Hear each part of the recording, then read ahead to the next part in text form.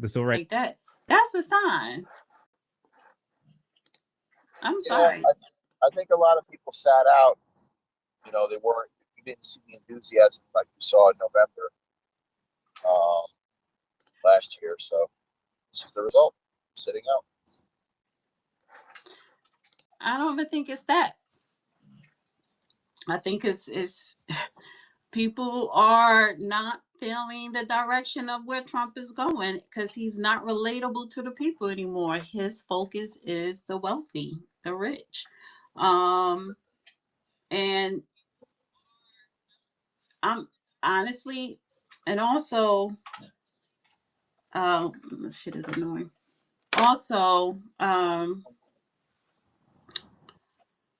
they need black people. Republicans need black people. The blue wall, the Democrats know what they were doing because they lost last year, and the focus is next year. That's the real bloodbath. But this was an indicator of next year, and the Democrats know they had to rebuild that blue wall, and they had to flip some seats, which they did. I think it was 2 seats in Georgia with those special elections or whatever. But it was a sweep. It was a Democratic sweep, and that's what they wanted. And that's going to give them a momentum. Now you have Virginia, New Jersey, and New York City, and I'm pointing those 3 things out for the illegal migrants, right? So Trump is going to send in the troops into New York City. He's going to send the troops into New Jersey, and that's what the Democrats want. Because chaos, right? They gain victory in chaos, Democrats, because they caused the chaos. And so how is those optics going to look? I mean, I think that I don't think this is as much of a bellwether as you're saying, because Jersey's a blue state and New York is a blue state. I mean, there's some of the bluest states of the country. Virginia more so. It's not, right? It flips. I would say it's more purple. Georgia, I haven't looked at those elections yet. I have to look at those returns. But I do want to see the returns in Jersey because if it is close, again, I don't think it's as much of a bellwether for 2026 in the midterms. I'm not happy about what happened in Pennsylvania, which they've retained those 3 Supreme Court justices. That's going to have implications for the midterms as far as enacting the voting schematic that Trump wants to enact to protect the vote, go to paper ballot, single day voting. So, yeah, it definitely is a loss, but I still think we have a really good shot to maintain both houses in the midterms. And I think it's a battle starting today. It's got to start today. So. You have Marjorie Taylor Greene, who is pissed off with Trump because AOC, I guess she's spilling the tea, that the tea is Marjorie Taylor Greene wanted to run for the Senate and Trump was not going to support her running for Senate. And so now she's speaking her truth or speaking against the party, speaking against the Trump administration.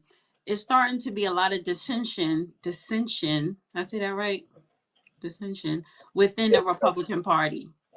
Yeah. And honestly, what is the goal? Because they're going to have, in the media, they're going to have a hard time deporting illegals, right? Because the media is going to depict it as they're slave catchers, they're ripping families apart. The Democrats are going to agitate these quote unquote white liberal protesters to be very aggressive with ICE agents, just chaos. So outside of the illegal migrants, what is the Republican Party focus on that is going to help them stay in power and help America? I think continue focusing on the economy and blaming the shutdown on the Democrats and continuing to roll out the change in the Affordable Care Act, Obamacare, and keep doing things that are going to make the economy continue to grow and be better, right? And continue the immigration push to get these people out of the country. That's the move. The playbook is the same. Again, I don't think this is that big of a deal. How you pronounce his name? Jack Settorelli? Shit, yeah, like if you're saying shit, but you'd say it like chit, like Chitterelli. Chitterelli. Yeah. He's speaking. I'm gonna see if I could play it on my phone here, if you guys can hear it. See what he's saying. The kind of change we so desperately need here in this state that we also love so very, very much. Guys, thank you, thank you, thank you, and thank you. Oh, he only spoke for 7 minutes. Wait, let's go back. He conceded? Congratulated Mikey Sherrill and gave her my very best wishes.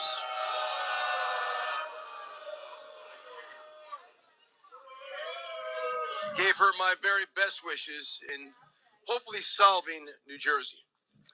And you can hear that? Yeah, we can hear it. Listen, guys, nobody is more disappointed than I am. But I'm proud of the efforts of my team that are here tonight.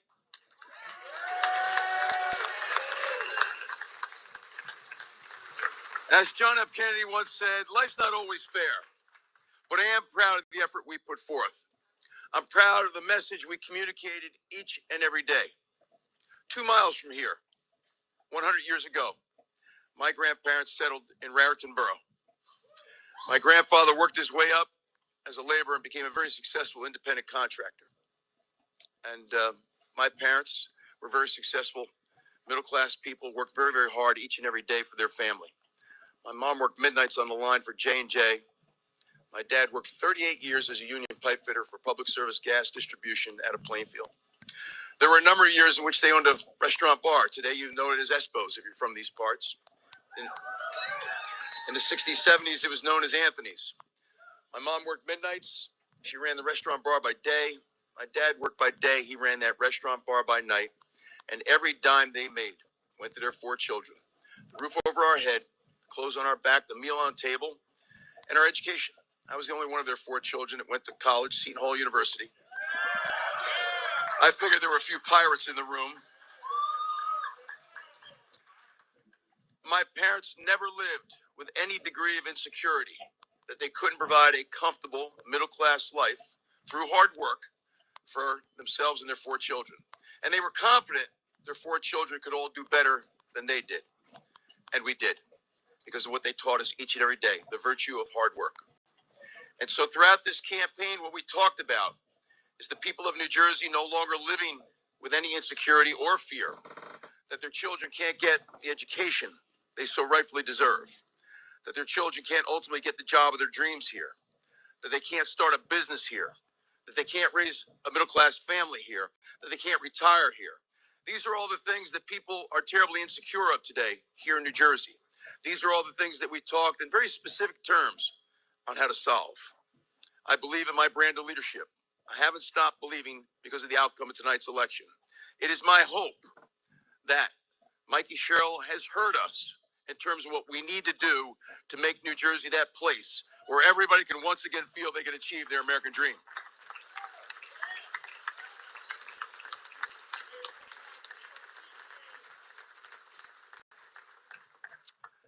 Knowing my nature, I will analyze over the next 24, 48, 72 hours, over the next week, over the next month, what we could have done differently. But having said that, I stand before you right now, proud of all of you for what you did for this campaign, proud of what my team did on behalf of this campaign, and I'm proud of my effort, going out there each and every day, 564 towns.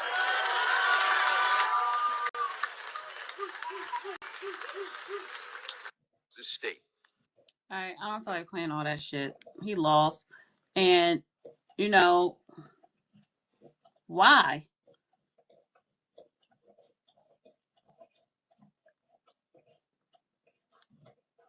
New Jersey is blue. It's a blue state.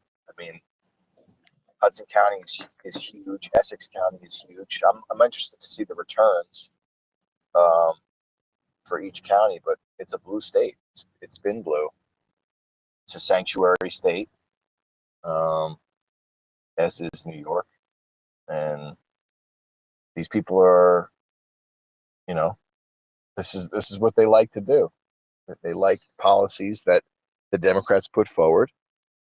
They like to redistribute income, and they like to tax the shit out of people. And so I changed the title a little bit. I said, Republicans need Black voters to win. They do. Because Hispanics, the Latinos, they're going to vote for their illegals, because they know more numbers for them, whether it's blue or red or whatever, more numbers for them, no matter what party, they're going to advance. So even if it's blue, they can't control the Democrat vote in that district, in that state, in that city. Going back to New Jersey, when you look at, I didn't know we had so many damn blue counties, because we've had several Republican governors, right? And didn't New Jersey New Jersey stayed blue. Yeah, Kamala Harris won by a small margin. She barely won New Jersey. So people came out to vote for Trump. They wasn't coming out for this guy. And the reason why Trump, so somebody said that when he ran against Biden and lost, it was a 16% lead that Biden won New Jersey. Kamala Harris only won New Jersey by about 4% or 6%. Maybe, I think 4%. Dana, real quick, can you remove me as co-host? I got to restart my app. It's not working. Yeah, you always have to do that. Oh, sorry. So the reason why it shrunk from 16 down 4, because it could have turned red. I believe there were Black people who voted red in Chicago. I mean, not Chicago, in New Jersey. And so I changed up the title a little bit. Republicans need Black voters to win. The man, how you pronounce his name? Mamdani. Tonight everybody knew he was going to win. Is New York City going to become a socialist city? I doubt it. Are rent prices going to go down? No. It sounds good. And I just want to, I'm gonna come to you, Art and Nancy. I just want to go down the list a little bit of Mamdani's agenda. Rent freeze and housing construction. So he's not going to lower the rent. Just going to be a rent freeze. The rent freeze, I can guarantee you, is only going to last for 6 to 12 months, because people who own these buildings and own these properties, their mortgage interests are still going up. So that's not going to last, the rent freeze. Free and fast buses. Okay, whatever. Universal child care. Okay, that should be everywhere. Here we go to city-owned grocery stores. That's going to be a problem. What is city-owned grocery stores? So now you're going to take away what? The bodegas, or only have bodegas and take away the Whole Foods? It's like, come on, what is city-owned grocery stores? And that's where you talk about the socialists, right? Part of it. Department of Community Safety, instead of traditional policing models, Mamdani proposes a new agency focusing on mental health programs, crisis response, and prevention of gun and hate violence. But mind you, they have a whole bunch of illegals running loose that cause crime to increase by over 45%. But you want to focus on mental health. Okay. And then also strengthening the sanctuary laws. He would not only maintain but strengthen New York City sanctuary city protections for undocumented immigrants, i.e. illegals. Yeah, so he's going to add in more laws, and the governor is going to sign off on it to protect the illegals. And then they're going to keep the congestion pricing in transportation. He supports maintaining congestion pricing and expanding access for pedestrians within a congestion zone. So you're going to up the basically they're going to charge you for going one section of the city to another part of the section. So yeah,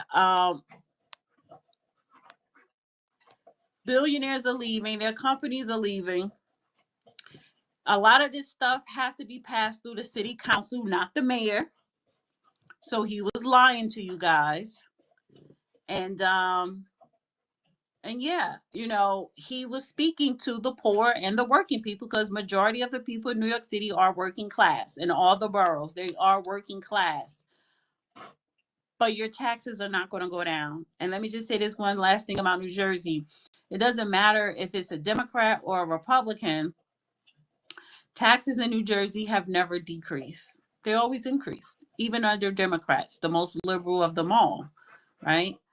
So with this chick here, they're going to have LGBTQ courses and studies and all types of stuff in the education curriculum, especially in the blue control school board districts. And the illegals are going to be protected in New Jersey, especially in the urban areas in Newark, because a lot of immigrants there, Brazilian, Portuguese, even the Hispanics, they have created infrastructures in industries such as real estate, construction, and transportation, and entrepreneurship. So they will be the ones employing and wanting to protect the illegals, to exploit them as cheap labor and put them on paper to save them money for paying a livable wage to American citizens. This just didn't happen overnight.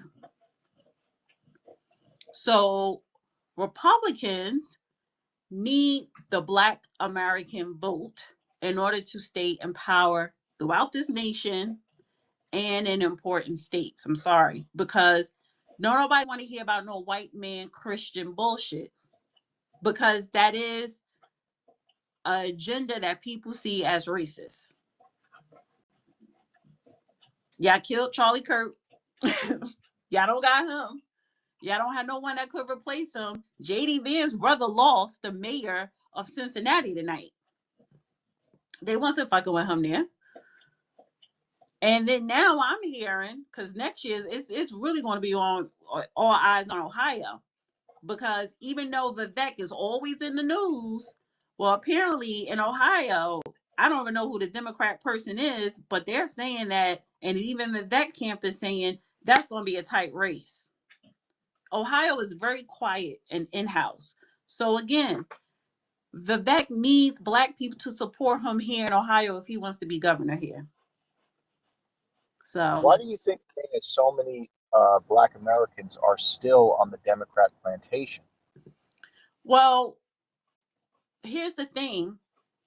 I'm not saying that Black people need to become Republicans. I'm saying Black people need to leave the Democrat Party. And if you don't commit yourself to a party, then the parties will come to you wanting your vote. And that gives you leverage for your agenda. The problem with Black Americans in general here in America, we don't have an agenda. We don't have public policies to put forward. You're not doing your due diligence. You're letting politicians do the work for you. And these politicians are Democrats, and they just want your vote, but they're never going to do anything for you. They're going to put illegals, they're going to put immigrants, they're going to put white women ahead of you. So, yeah. All right, I want to go to, who was it? Was it Art first, then Nancy? And I think it then, was Nancy, then Art.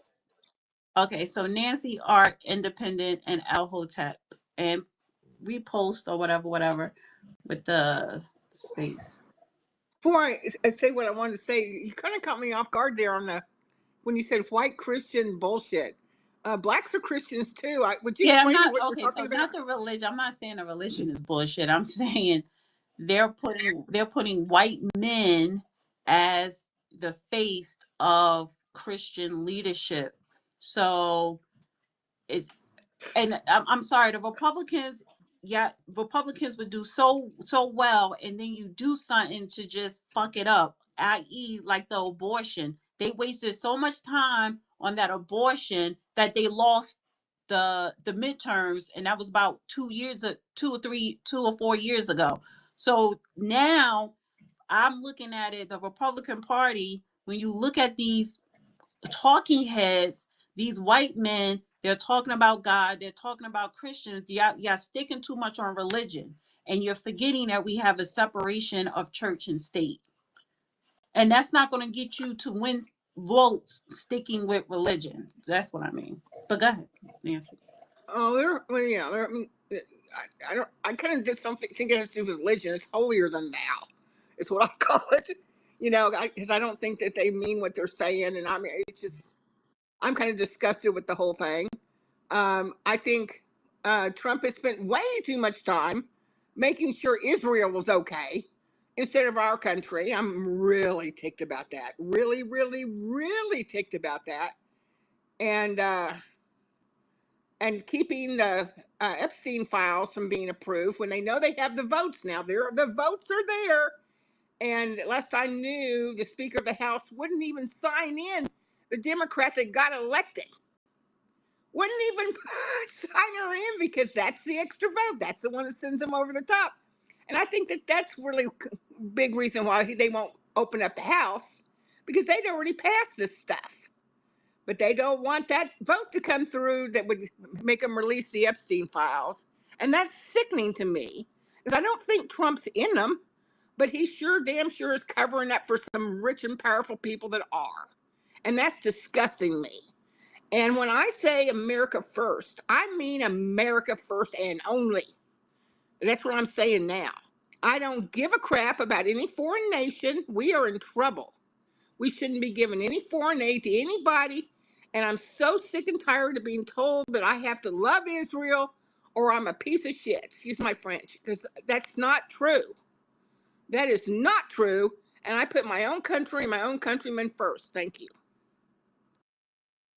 I think, Nancy, so I agree with a lot of your points, but I think Yeah, me too. if the Epstein list was as powerful as people are thinking it is, it would have been released by the Democrats. Why? The Democrats had the ability to release the list. Biden could have did it, and he didn't do it. So I think that, people are making it out to more than it But actually low-key, is. I don't think Trump's not in there, they would have released it. I totally agree. I But I agree. think I the agree. people that are, I didn't even care about the Epstein list. I wasn't one of the ones that cared. But with that, when he is being so adamant about not releasing it, I think there are powerful people, very powerful people, like on the Prince Andrew level, who they are both of the teams are covering for. You know, it's a uniparty mostly anyway, right? They give money to both so-called teams. So I think that's who they're protecting. It's not Trump. And it makes me sick. And if it's nothing, then release it. Why is Trump so adamant not to? Why? Right. Unless they say so. Like, we've had Lamar come on here, and he talks about his experience in the intelligence community and how there are individuals known as Category 1 assets. Category 1 assets are assets that they're so important for the national security of the country. The information is compartmentalized and has to be signed off by the Secretary of State for intelligence officers to be able to know and deal with that information. That's how I'm sorry, serious Loki. it is. You know, we all know at this point, don't we, that Epstein was probably Mossad. I mean, Oh, absolutely. so yeah, I'm so tired of being told it's national security. Yeah, it's probably something they shouldn't be involved in anyway. And I'm sick of it. I've lived my entire life hearing this crap, and then we know what they've done. We know about, the digital IDs that are being put in first in Texas. Because if we accept it here, and they've already passed a law to do it, it start January 1. If they can do it here, it will spread everywhere. So while they're doing all this stuff, while they keep us diverted onto something else. So no, I'm done. Thank you. Well, that's the point, right? That he was making with saying these Category 1 assets, in that our national security is tied to allowing people to traffic children, and that this is how they honeypot and expose greater plots. And how the exchange went was If you like being able to go for happy hour at 5 o'clock or go to a ball game and not have to worry about getting blown to bits by a terrorist or someone that's a malcontent from another country, this is what needs to be done to access the type of intelligence, because these people are involved in filthy things in these other countries, namely trafficking and abusing children. And unless we get access to those individuals and allow them to do it so we can get the information, we are being susceptible to terror attacks here in the homeland. That Well, was the hell, argument. you know our government's involved in trafficking kids. You know that. Absolutely. Our government's Thousand probably the percent. biggest drug runner that there is on the planet. They just don't like the Yep, competition. absolutely. I'm with you. But that's the argument for it, and that's why we should be legalizing drugs for your latter part of your argument, because then you take away the ability to have a black market and have these agencies engage in raising money for their pet projects and CIA projects, and you really only allow one source, which would be that trafficking, which then we can go after and focus on next, right? Because they're always gonna distract and say, oh, like it's the drugs and they're killing all these people. And in reality, they're the ones importing them, so they can justify the expenditures and they can justify an encroachment on our civil liberties. Let's go to Art. Republicans don't need the black vote to win. The Democrats need the black vote to win. If black people pulled out of the elections, Republicans would win majority all the time. Like, I mean, there'd be pockets where they wouldn't, but for the most part, yeah, the Republicans will win most of the elections. So I think people forget that. So they don't need the black vote; they just need to get the blacks to stop voting. And shout out to me. That's what I'm pushing for. I don't think black people should be involved in these elections. They don't benefit black people at all in any capacity. And the things that people would vote for poverty related things, would benefit black people. And you don't really need to vote for those because poor people are going to vote for those. Like, you know what I mean? So, like, Did you just shout yourself out? wait, what? Did you just shout yourself out? What do you mean? You said shout out to me before when you Uh, were oh, when you were making this. I might have. Who knows? But no, I just don't see I don't see the point. And whoever said that New York's going socialist, this country's been socialist. Only difference is Republican or socialist for the rich people, and Democrats are socialist. Period. So that's the only difference. There's no difference between the parties. Besides that, that's a small little ass difference. Oh, and they have slight differences in immigration and then slight differences in abortion. That's it. And then like socialism for the rich versus socialism in general. It's still all socialism. It's just like I don't think people get that. What do you think Social Security is? Cough cough. You know what I'm saying? So unless we're gonna get rid of socialism in general, whether it's for the rich or for otherwise, like all these tax cuts, that's just musical chairs of taxes. So some people get left holding the bag and rich people don't. So I mean, what's the difference? Like this, you know what I mean? That's why I'm like the best taxes you could ever have is no taxes, all across the board.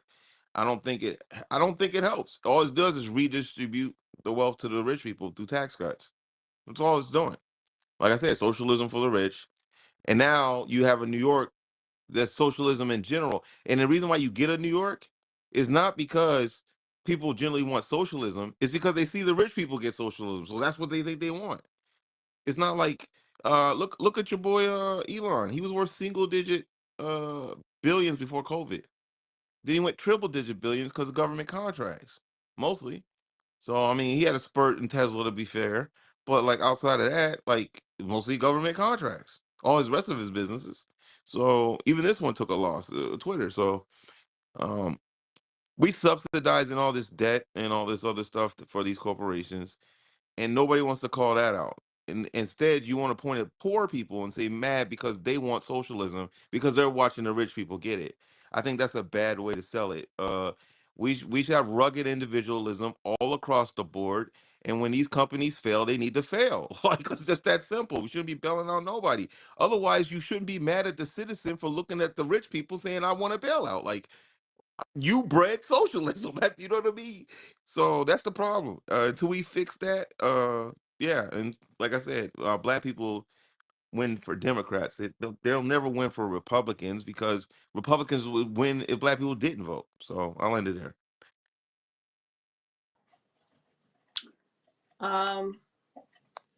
Wait, one.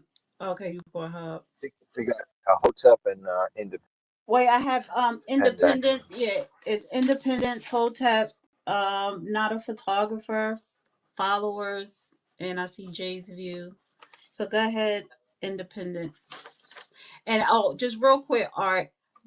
Anybody that says, "Oh, you don't need to vote," then you shouldn't have a say so when it comes to anything Sure as about yeah, politics. you're right, Dana. If I'm tax free, that's the world. See, that's that socialism I'm talking about. When I'm tax free, then I have no say.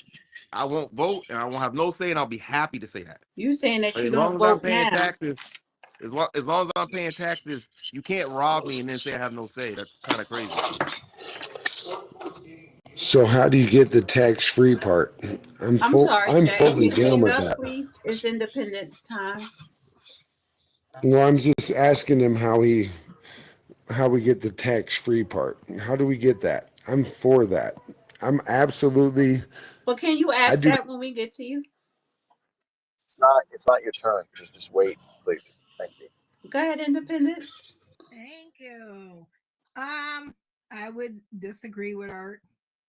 I think the last election proved that this is a new day. And basically, yeah, Republicans do need some level of Black Americans to me, Black Americans to vote, or else they don't win, right?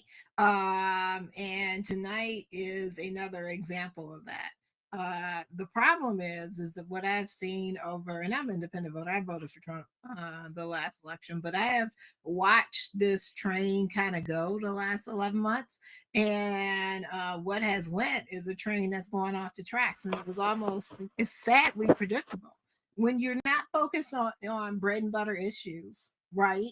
That Americans are asking, and Nancy was correct. Americans are asking you to focus on the economy, the price of freaking beef in this country, right? Anybody been to the store lately to go and get like,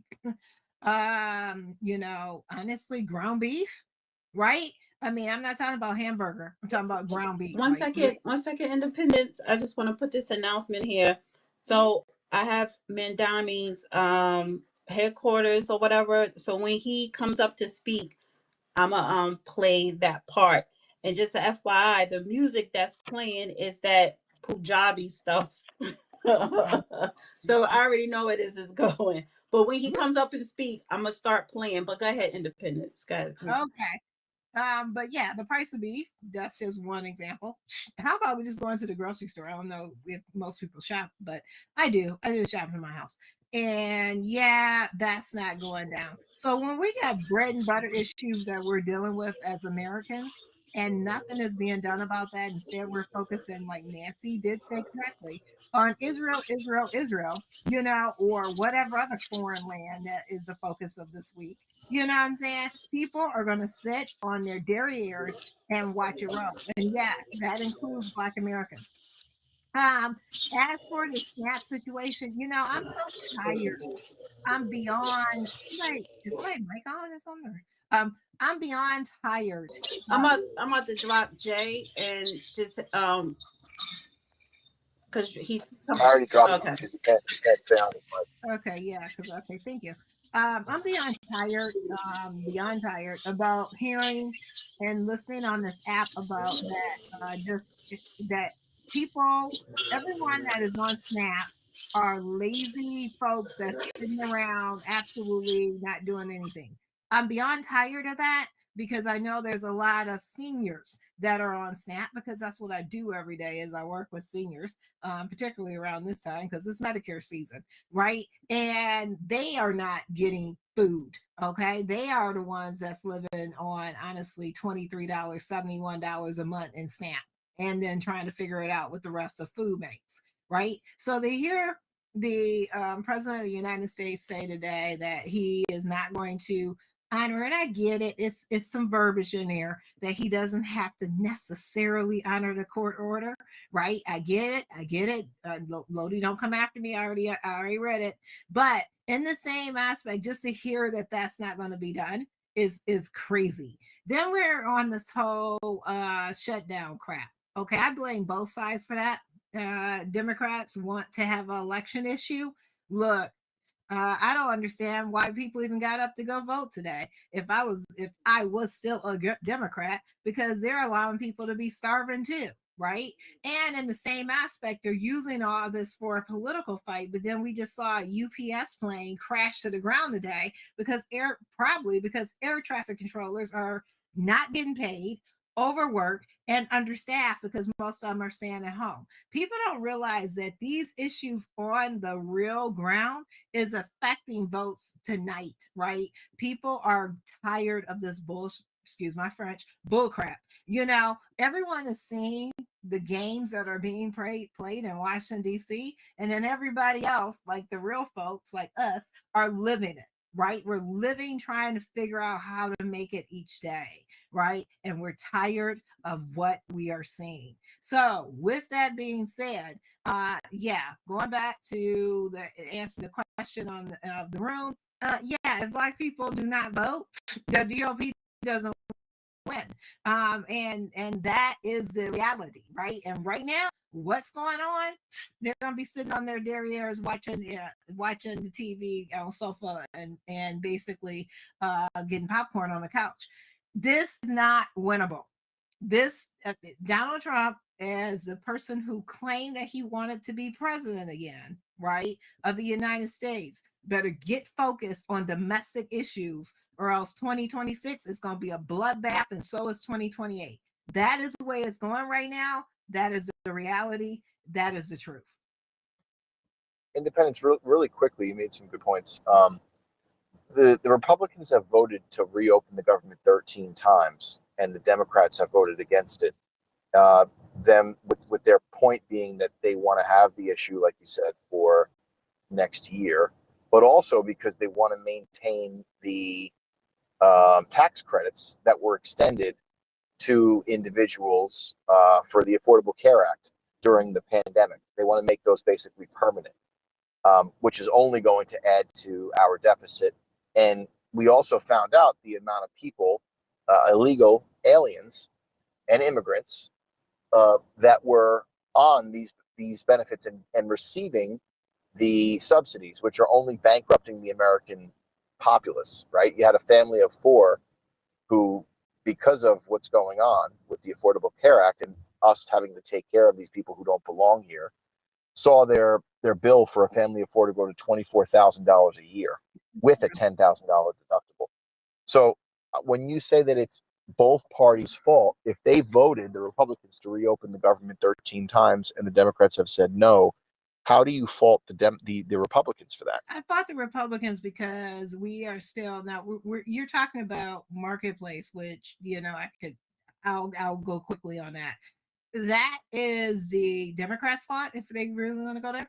They had the House and the Senate, and also equally the presidency in 2020, 2022, up until 2024.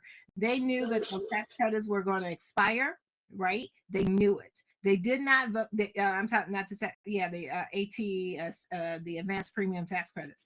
They knew full well hell that those tax credits was going to expire, right? And they did. They had all 3 branches. So if they wanted to keep the 400% advanced premium tax credits, they could have done that. No, they didn't want an issue, right? And I'll agree with you on that. They wanted an issue. They figured I don't know if Kamala, like, she was going to win. Nobody was voting for her. If Kamala was going to win, well, then they could come back and say, oh, we saved the 400%.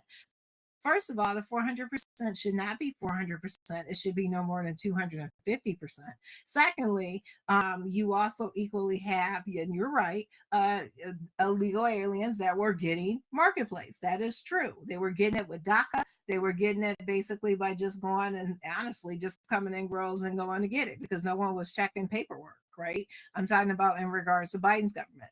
That part, I agree with you 100% on, because of the simple fact I work in that field. I see it. I'm a broker. I know exactly what was going on. The problem is with Republicans, though, is that they did spend way too much damn capital focusing on Israel instead of focusing on the kitchen table issues here in the United States. You got Generation Z that can't buy a house. That's the problem, right? That is the next generation that's going to carry this stuff forward, right? I mean, I'm Generation X. I'm getting ready to retire soon, right? Sometime in the next 10 years, I'm out, right? So you got Generation Z that can't buy a house. You got basically the price of food is ridiculous. You got jobs leaving every time you turn around, and you're getting the push for AI that's coming directly from the government that's going to make more jobs leave. That is what the rest of America is seeing, and that's what they don't like, Loki. They don't like that. And the Republicans had so much capital in order to do anything that they wanted to do the first 11 months, and they spent that time focusing on freaking Israel. I hear what you're saying. I agree with that. One more, Can I one more point. chime in real quick? Yeah, So just 1 second. she's Just absolutely 1 second. right. Who is The that? Republicans are. Who is that? It's like a phantom speaker. Yeah, I don't see that person. Not anybody getting off. Who is that? You? Is that Jay's view? No, I'm asking, is that you? No, I was. I could throw my voice, but I can't throw my voice that well. I'm thinking when somebody standing next to you wanting to get on and talk, because I'm like, what the hell was? I No, don't see him up here. Oh God! it's Wait a crazy. minute. So yeah, El So Hotep, for is El Hotep still up here? Yeah, he's here. El Yeah. Hotep, not a photographer, followers, and I just want Kellyanne. to make one more point to independence about the food price. Right. Trump has been in office now a little over 10 months. Right. So at this point, I mean, the food prices haven't gone up from where they were under Biden, right? And the reason that we have those prices is because of That's what not the Biden true. criminal That's regime not did. true. They have gone up, and he keeps saying they've gone down. Is he that blind, or is somebody lying to him? But you're saying the price of eggs and meat and Okay, everything so have gone up it's since he going took up and office? down. Yes. Yes, it has. I'm paying more money for eggs and meat right now. I'm not even lying to you. I'm Who the fuck actually is this? paying more money for that. Who are you? Who's talking right now? I don't His know. name I is see Jay's nobody. View. Jay's View. I don't see a Jay's view Okay. though. He's I not even do. on. He's on It says he's stage. Yeah, he's on requesting that. stage. This app is wild tonight. Peter, maybe you need to drop down and come back, because ever since you was saying you was having issues or whatever, because you dropped Jay down, so maybe he didn't. Because I don't see him, so something is not I don't see him either. syncing. Can you take me off a co-host then, and I'll come back Yeah. around? I mean, I want to kind of speak on the price of beef. That's the price of meat in particular. One of the reasons that is up, and if anyone's been following the people who are ranchers, which thank God for them, they've been trying to really work hard to save our food prices. The problem is that the tariffs, particularly, we are subsidizing beef coming from Argentina instead of basically putting in the Primac, right, which would allow for beef to get labeled where it actually comes from. Like if it's American ranchers that's doing the beef, hello, it would actually be labeled that it came from America. And Trump actually tweeted about this, like, yeah, we should get our beef from Argentina. No, we should not. We should be getting our beef from Americans and American ranchers Independent. that are working in this country. That's country of origin stuff that Massey also Yes. put out there. The Primac lets more local processors, instead of the four big ones that they have to plan, book a time a year and a half in advance. You can get your meat processed locally and have a spot USDA person come into those meat packers instead of having to employ someone full time. So it would drastically bring our meat prices down if that would pass, if that would get up, if Johnson would bring it up for a vote. It's got a ton of co-sponsors, but it's Massey's bill again. The guy that Trump wants to get rid of. El Hotep was next. Are you there, El? Oh, hold up. Can you hear Dana? He's But probably at work. I'm talking to somebody right talking to somebody. Oh, hey, what's up? What's up? Peter, Dana, what's up? How y'all doing? Hey, how are Good man. you? How are you? Oh, man, pretty good. Can't complain. It's been a minute. Let's say this. Just listening to the conversation and stuff like that. My bad if you hear some noise in the background. Um, yes, I do think. Well, I'm gonna say this. I think both parties need uh, black people. Both parties do. If you look at the last election, a significant amount of black people either sat down, voted for Trump or a third party candidate, and the Democrats took a loss. So I think if the Republicans aren't careful, they're gonna suffer the same fate. Peter, I'm in the store right now. Food prices have not gone down, my brother. I'm just gonna be honest with you. Food prices have not gone down. I'm looking at them right now. I'm scanning. This is what I do. I scan prices, chain prices, all of that good stuff. Food prices have not gone down. I don't think No, food I didn't prices are say gonna they go went down. down. I'm saying they stayed the same. I said they stayed the same Oh, from when he took office. Yeah. that's not true either. They slightly gone up. So what I'm saying to you is this: food prices have not gone down, and they have not significantly gone up. They have gone up though, but they have not gone down. So this fairy tale that Trump and the Republicans are telling people that, oh yo, food prices have gone down is totally not true.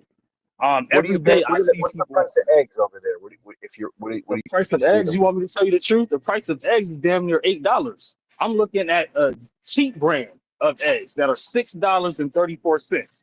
I'm looking at another price of eggs that's organic, supposedly $6.54. I'm looking at the great value eggs. Those are somewhat cheaper. They're $2.46, but they're not they're not going down like people, or I'll say this, they're not going down like a lot of the people on the right will have you think. They haven't gone extremely up like I stated, but they haven't gone down, and they have gone up. I would say this: they've either gone anywhere between $1 to $2 up. If you can kind of understand what I'm saying. So it's not like it's beating you over the head, but you're not seeing any significant price drops. So it's kind of like, all right, well, I'm not saving any money at all. So I mean, it's I'm gonna say this.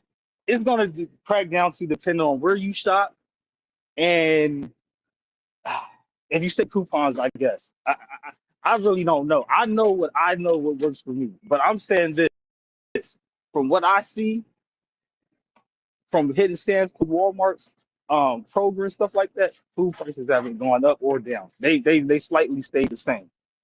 And I don't think that's gonna be.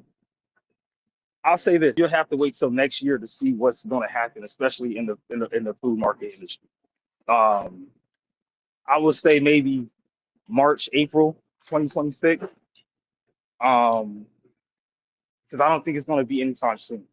A lot of the stuff with these tariffs, like the young lady was speaking about the beef, um, that's very true.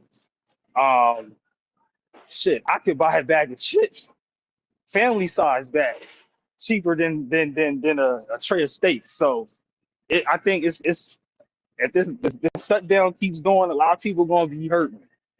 Um, I'll say this, Peter, because you did make this statement. I don't think that the black community is on the Democrats' plantation.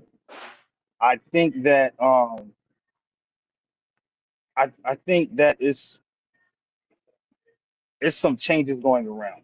I think a lot of the stuff that what Tariq was saying in regards to reparations and tangibles has spoke value. So I think what you're going to see is a lot of separation from both parties. If you're not speaking about tangibles, you're not speaking about reparations.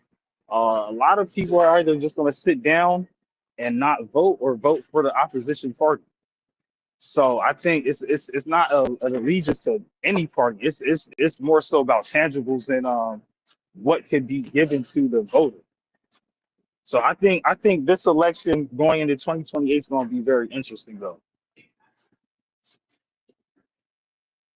Well, forget 2028. We got to focus on 2026. So Hotep, you see the midterms going towards the Dems based upon the returns from tonight. I think that now hold on. Yeah. I don't know. I think both parties are going to try and use whatever mechanism that they can to get people to galvanize towards them. I'm gonna say this though.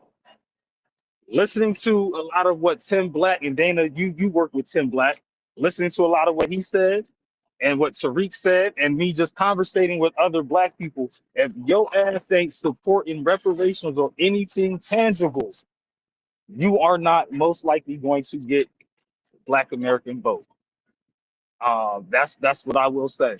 If you aren't talking about anything, a substance, you ain't gonna get a vote. If you talking that illegal immigration talk, if you talking all of that LGBT talk, and you ain't talking about anything of substance for your constituent, you ain't gonna get support. So I think this is gonna be a wake up call for both parties.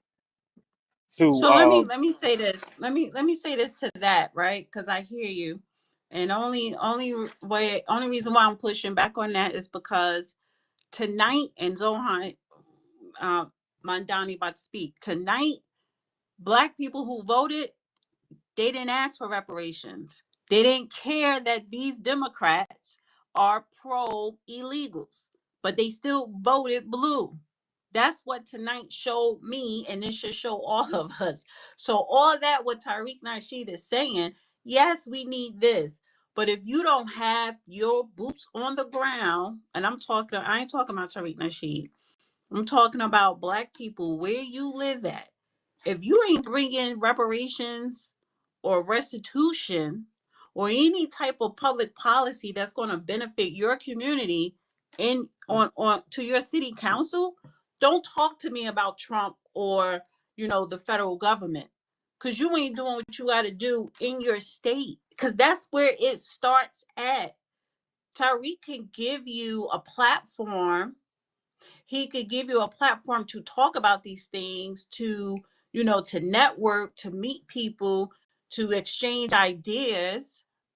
But if you don't have a plan where you lay your head to rest at, you cannot sit up here and say that would be very ignorant of anybody to say you gotta be pro reparations to have my vote. That's not how it works. And that's what frightens me specifically with Black Americans, because first of all, Americans in general are very ignorant when it comes to politics, but Black Americans, you have no fucking clue, because you've been on that Democratic plantation for so long. Your mind is slave. You have a slave mentality to where I don't got to do anything because the master taking care of me. So you want to talk about reparations, but you ain't doing shit about it where you live at. New York, I would say the Black New Yorkers, Foundation of Black American New Yorkers that are actually going to these meetings. And then, because I went into a space where they had the meeting live or whatever, and they were saying it's not a lot of people here. Where's everybody at? Oh, you need to change the times, you need to change the days, and I get it. But at least they're doing something. So they do need more numbers. It could even be 5 people in a room. It could be 1 person in the fucking room. You need the right person. You need people in the room that's going to be pushing these ideas, boots on the ground locally. So federal government is different. You need to, when we talking about midterms, you need something else other than reparations. I'm sorry. The conversation needs to expand, because everybody up here agrees food prices are going up. Housing, everything is going up. So what reparations is not a remedy for that. How's it not a remedy for that when it Real gives quick, people I don't money? necessarily just mean that though, Dana. Well, that's not for you, Al Hotel. I'm speaking in general about Black Americans in general, but everybody every Black American, every Foundation of Black American or ADOS person is not going to get a fucking check, because the check is not owed to you directly. It is reparations. Is different. It's different tangibles that reparations may look like. So stop worried about somebody here, because if I give you a check right now, $5,000, you ain't gonna invest that shit in crypto and Bitcoin. You ain't gonna invest that into gold or anything else, so you could go and buy land. You ain't gonna flip it to something that you could create something to pass it down to your kids, to create something bigger. Stop thinking about yourself, because that is what everybody is thinking, and you need to start thinking about legacy. And Yeah, I'm but being very specific talking to Black people, because the immigrants do that. Their focus is their legacy. White people always done that since they got on a Mayflower coming here. They was focusing on legacy. That's why we have what we have today when we're talking about the United States of America. At one point, we were focused on our legacy, and that shit just stopped. So we need to get back to focus on our legacy. We are not going to see the benefits or the tangibles of reparations. We won't reap those benefits. Our grandkids can, but we need to put that work in for them.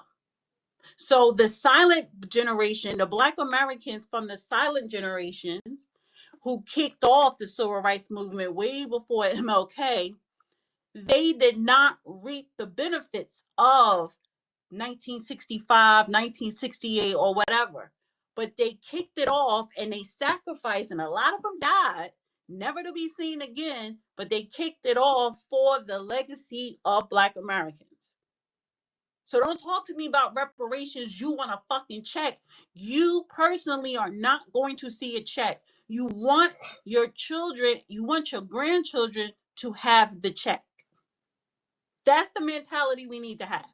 And if you can't get that, if Black Americans don't understand that, we are already at the bottom. Illegals technically really is about to surpass us. So that's the conversation when it comes to Black American and politics needs to go there. And I'll put Republicans need Black votes. Yeah, Republicans need our vote to win, because the Democrats have the illegals. Do you know what the fuck that means? This man, Zohran, playing, what is that? That it was a song, even though it was playing a hip hop, or it was that Indian shit at his rally. So when he held press conference and he was talking about 9/11, those are different Muslims. They're not the American Muslims. They're the Muslims that just got here, that crossed that motherfucking border. A lot of them came here illegally. A lot of them don't even have their papers. They're undocumented, and they've probably been here for 10 years. Those are other. So he don't give a shit about white people. He don't give a shit about Black. He don't give a shit about Americans. That nigga, he went and got married in Uganda. The fuck? So I'm just, the mindset got to change, and it has to start with stop focusing on me and start focusing on legacy. So I'm gonna say that. And who is next to speak? Oh, not a photographer. God, is he? No. Oh, he's requesting. Why does he keep? He dropped. I got to bring him back up. There you go. He dropped down. See, but nobody want to have that conversation. Nobody don't want to talk about legacy. What does that mean? But y'all want to sit up here and talk about fucking reparations. You're not going to see it. Does that mean you stop fighting for it? Like, come on. I'm with you. I mean, I hear what you're saying right there. I invited Who the hell is that? cultivators. Coyote? Oh, Yeah. Well, I go to FBI. I go over there, and it's like, hey, like let's fix this shit. Well, it's not your Fucking. turn to talk, Coyote. I have to go to not a photographer. Oh, okay. My bad. Sorry. I was vibing with you. Good. I'm gonna come to you. Go ahead. Not a photographer. Sorry, thanks. I had like a lot of to say, but like to say that he doesn't care about Black people and then saying that he got married in Uganda, that's crazy. Are you from America? I'm sorry. Wait, stop. I didn't. You have a very deep English accent. You said what was crazy? The what? Sorry, can you hear me now? Yeah, go ahead. Say it again. What was you saying about Mandon? What was? Okay, he dropped. What happened? He wasn't American. I know he had an He English probably has a accent, but bad it signal. sounded like it was Welsh. It was kind of deep. Um, but whatever. He said something about it's crazy. He got married for me saying he got married. Yeah, that motherfucker went in Uganda and got married. He don't. Where's his marriage papers here? That's not a good sign. Unless you went to City Hall here and you had your wedding ceremony over there. I don't trust no one that does that. I mean, he's an actor. If you listen to him speak, like a few years ago, he had a totally accent, a totally different way of speaking. So he's a Peter, plant. honey, He's you an in a actor, and matrix. Get your shit together. You in a matrix, honey. Followers, are you still up here? Go ahead, followers. So we have followers, Kellyanne. I don't see Immortal, Coyote, and Neil Girl. I don't even see Kellyanne. But go ahead, followers. Dana. My Lord. Obviously, I've not come up here enough and heard you talk. You are on it tonight. I really enjoy what you said, and I love what Independent said as well. I'm going to speak. I'm going to speak to the title. Election night. Republicans need black voters to win. Absolutely. Anybody who ain't paying attention to politics, I don't know what Art talking about. Anybody who don't understand what's going on. The Democratic Party. If you talk about our 14, 15%, only 40% of our demographics, people who identify as black, identify as a freedman, are only voting. And they're voting 90% of their vote towards the Democratic Party. The Republican Party got 60% of all those non-freeman black voters that they can go after. And they spend, I talk about that all the time. Why in the hell do you not invest some money after that 60% of our demographics of people who are not voting? That's what Trump did to get the 13% up to 25% of young 30 and older males to vote in his direction. Many of them had never voted before. Some of them was new voters. Okay, it was people, those who were not usually voters or those who had not voted before, in that 60%. So the title, in my opinion, is absolutely spot on. The fact is that culturally, both sides need us, but the Republicans needed us more in this election right now. I believe that more blacks would have participated in this on both sides. I mean, they didn't win by much. I mean, they all they needed was a little lift from our demographics of people willing to give a damn. And I want to add to what you're saying. This ideology of just talking reparation, and that's your only argument, as if there's nothing else on the table, is some of the most ignorant conversations I hear from us culturally. I'm not saying that reparation, but I'm 65 years old. It ain't going. Well, first of all, I'm a boomer. My wife and I are retired. We do it. I'm talking about my grandchildren and my children, my grandchildren. Anything you're doing, like that's why I said, Dana, you were spot on. It's legacy talking. If you're not focusing on that, you're just wasting your time. All these people think about rebel, as if they're gonna see it now. You ain't seeing a damn thing now. It's for your children and children after that. But what are you doing right now? And we need to have a hell of a lot more conversation, not about just reparation. There's a whole lot of other things on the table we need to talk about than just reparation. And that's all. Dana, great space. Peter, when you gonna come to Louisville, man? We just had, I'm here in Louisville. We got that big plane that just went down. It's all over the news here, man. It's just crazy and everything. But I'm waiting for you to come to Louisville, bro. I got you, okay? I don't know what's going on with Peter and his damn phone, honey. Yeah, what's wrong with it? He's not there. See, Peter bounces his ass around the country, and they don't tell him where he's at. That has horrible connection. We can't hear you. I could. Yeah. Your Well, he's mic giving me a thing isn't sign that he going in and heard me. out. Yeah, he gave me a sign that he heard me, but he's not responding to me. But Dane, I did want to just give you. You are spot on. You know, I know you don't pose ads, but it makes me. I have to say, and today I heard a tremendous amount of maturity in your conversation today. I'm telling you, you sounded real spot on, and you're the type of sister from an intellectual and a conservative point of view. We need to have more voice. Need to have your voices more in these spaces than all these crazy over the crazy spoke. I just like what you said. You sounded very mature and knowledgeable, and you sound like you really genuinely care about us trying to go in the right directions instead of chasing these damn pipe dreams and everything.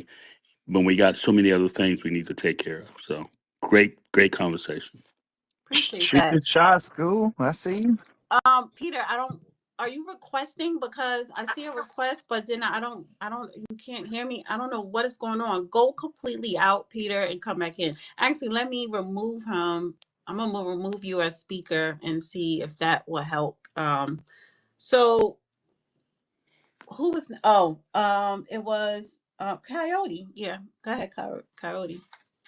All right, I'm about to re-ups in here and cultivate. I've been going over for fucking. I mean, every time. I mean, I don't know. Crater's up in here. He's saying it anyway. So every time I go over there, it's like, all right. So I make like, let's get this shit taken care of. With I hear the reparations thing or whatever. Let's stop APAC and all that bullshit. You can take the money. I'll pay more money on principle, like just to get rid of this bullshit, foreign shit or whatever. But I don't understand why they gotta like go divert right back to the it's like that. I'm over here like if we link up, we are 72.2% black people and white people of America. That is a substantial amount. We can move mountains. We know they don't want us to. We know they throw some bullshit out there and fucking whatever happens, fucking they'll put one of the Jewish accounts that go up and cultivate the space, start screaming the N word and yada yada yada. Good old boys come out, and then it's just pink thing this in that or whatever every time. I don't understand like how people don't see that. If we can just take care of the shit together and put these votes together, now that we're kind of on the same kind of right side, man, it's ain't no touching it. I just don't get it. Yeah. I don't know what happened to Peter. I guess he's gonna come back up in a minute. So a lot of things. A lot of stuff be going through my head, and it's like I look at Trump's first run for office when he won, and for anything, that was the perfect opportunity for Black Americans to walk in with an agenda, to walk in with public policy. And then I'm gonna come to you, Neo girl. And they did not, because you want to stay on that Democrat plantation. Cool. Ran again. The bullshit with 2020, that election, whatever happened. All these indictments, dragging him through the criminal justice system. And I'm thinking, I said, whoever strategized his campaign for last year to win, that was done brilliantly, because and then when you see him in office, he said, get rid of all that DEI shit, all this race shit, everything is on motherfucking merit. He didn't promise Black people nothing during his campaign, and he didn't have to, right? Because everybody was fed up with what the Democrats did, opening up the borders. So they kind of partly gave Trump the election via the open border. However, Black folks still you don't have an agenda, you don't have a public policy, right? And now Trump, he's not doing anything that's race-based. Cool. But do you know how to get things without it being race-based? Can you get things without it being race-based? Yes. Can you progress in this country without it being race-based? Absolutely. But if you're not asking that question or answering those questions, and if you don't have a plan or a vision or a strategy to do that, everything else you talk about when it comes to reparations, retribution, and black people, this or whatever, it does not fucking matter. And I think people don't want to admit you don't know how to get to the bag. And I'm saying the bag, whether it's money, public policies, whatever it is, you don't know how to get to the bag, and you are too ashamed to actually ask, how do I get to the bag?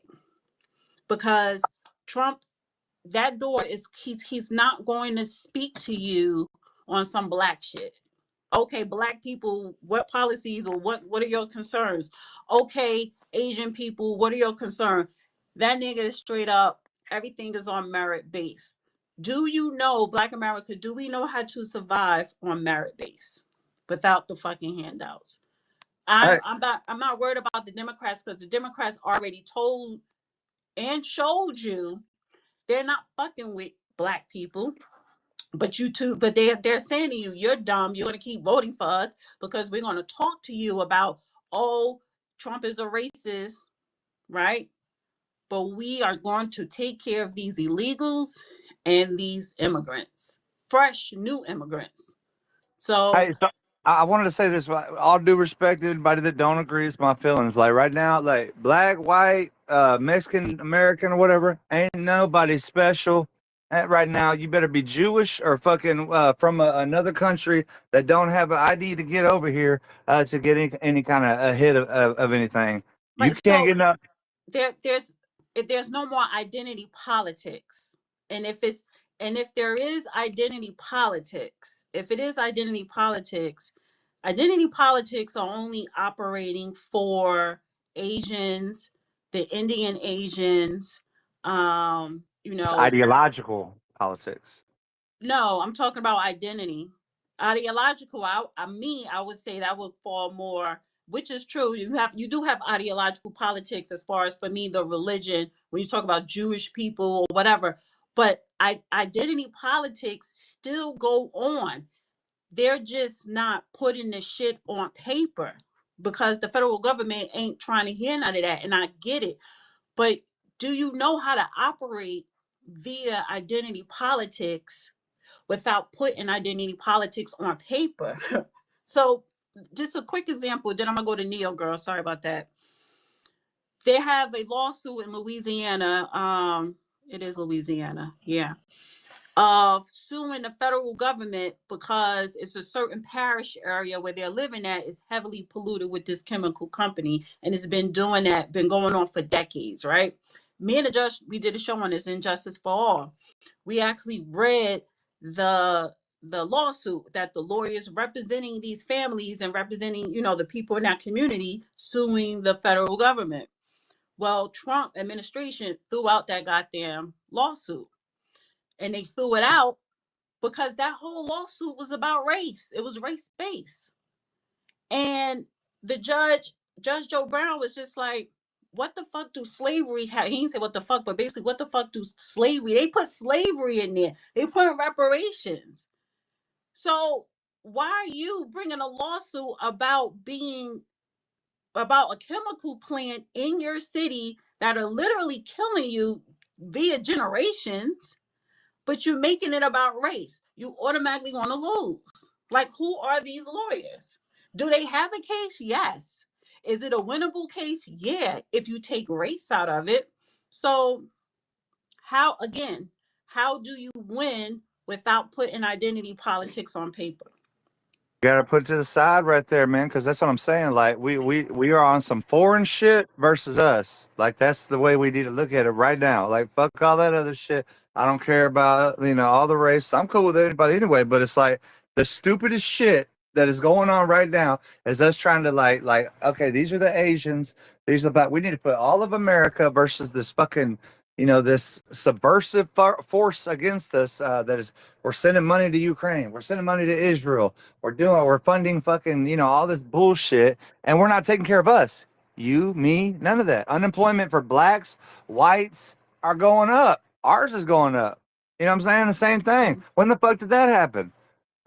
Dude knocked on my door the other day, took my white privilege card, cut it up in front of me and shit. I mean, I was trying to put it together with super good. It didn't happen. He just kicked, it's over.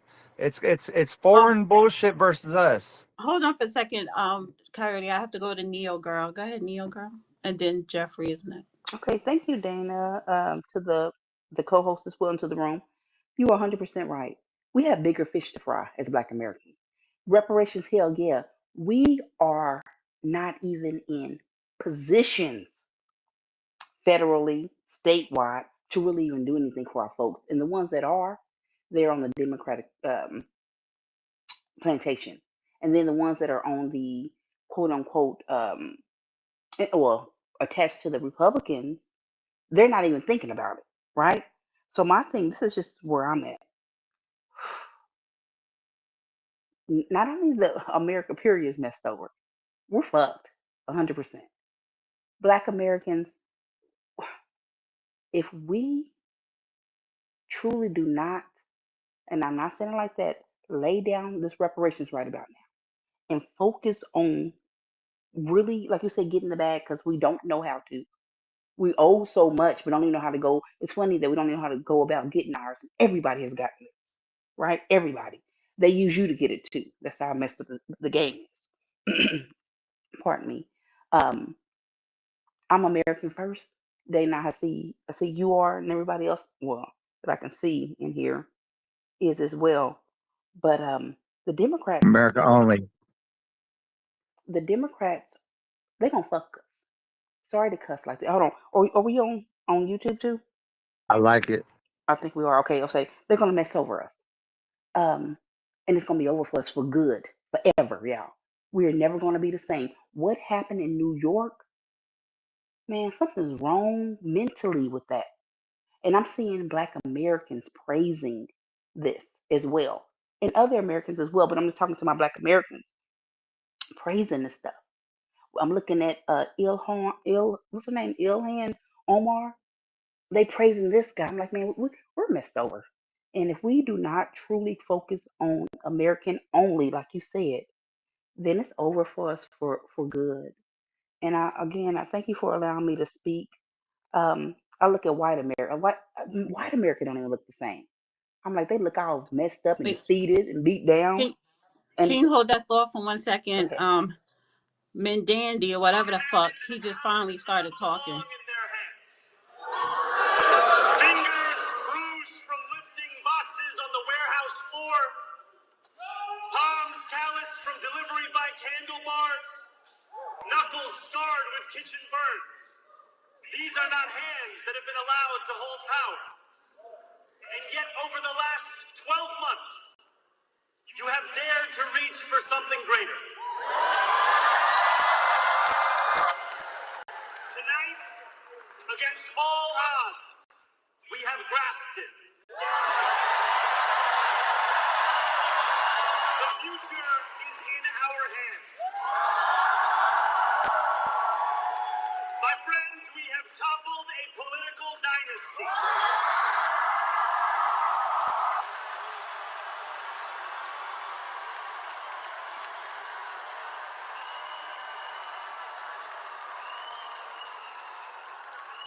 I wish Andrew Cuomo only the best in private life.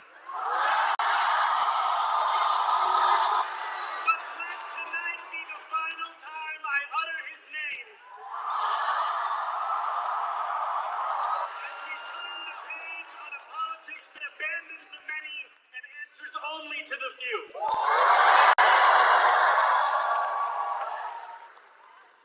New York, tonight you have delivered a mandate for change. A mandate for a new kind of politics. A mandate for a city we can afford. And a mandate for a government that delivers exactly that. On January 1st, I will be sworn in as the mayor of New York City.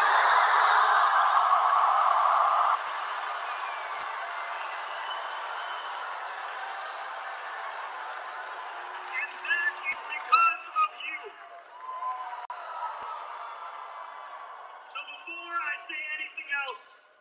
must say this. Thank you. Thank you to the next generation of New Yorkers who refuse to accept that the promise of a better future was a relic of the past. You showed that when politics speaks to you without condescension, we can usher in a new era of leadership. We will fight for you because we are you. Or as we say on Steinway, ana minkum wa ilaykum.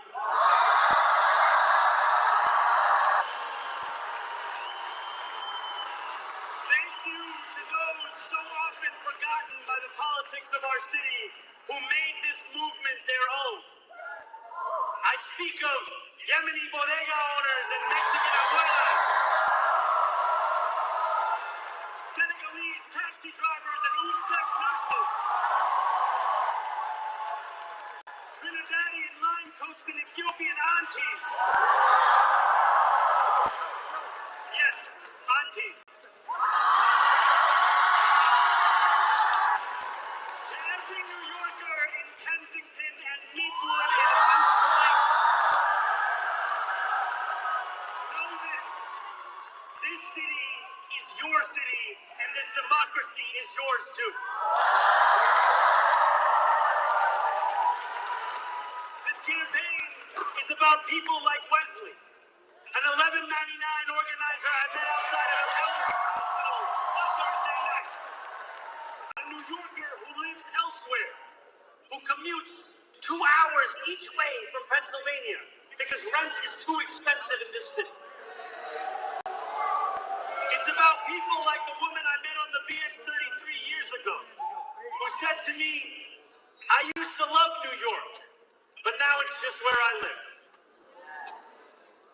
And it's about people like Richard, the taxi driver I went on a 15-day hunger strike with outside of city,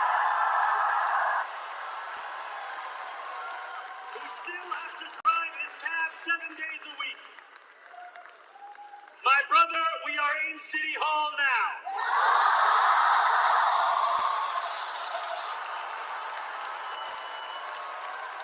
This victory is for all of them. And it's for all of you. The more than 100,000 volunteers who built this campaign into an unstoppable force. Because of you, we will make this city one that working people can love and live in again. With every door knocked, every petition signature earned, and every hard-earned conversation, you eroded the cynicism that has come to define our politics.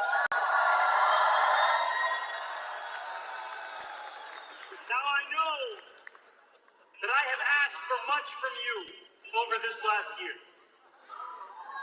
Time and again, you have answered my calls. But I have one final request. New York City, breathe this moment in. We have held our breath for longer than we know. We have held it in anticipation of defeat. Held it because the air has been knocked out of our lungs too many times to count. Held it because we cannot afford to exhale. Thanks to all of those who sacrificed so much, we are breathing in the air of a city that has been reborn.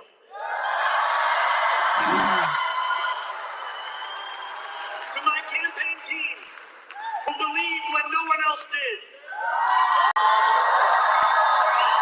and who took an electoral project and turned it into so much more, I will never be able to express the depth of my gratitude. You can sleep now. To my parents, Mama and Baba,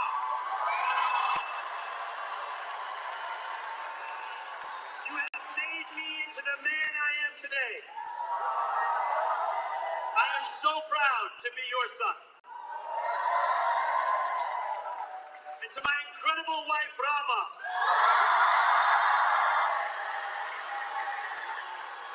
my auntie, would rather have by my side in this moment and in every moment. To every New Yorker, whether you voted for me, for one of my opponents, or felt too disappointed by politics to vote at all, thank you for the opportunity to prove myself worthy of your trust. I will wake each morning with a singular purpose: to make this city better for you than it was the day before.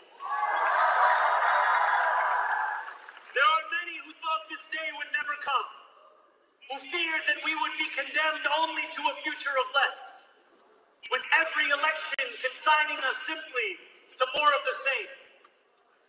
And there are others who see politics today as too cruel for the flame of hope to still burn. New York, we have answered those fears.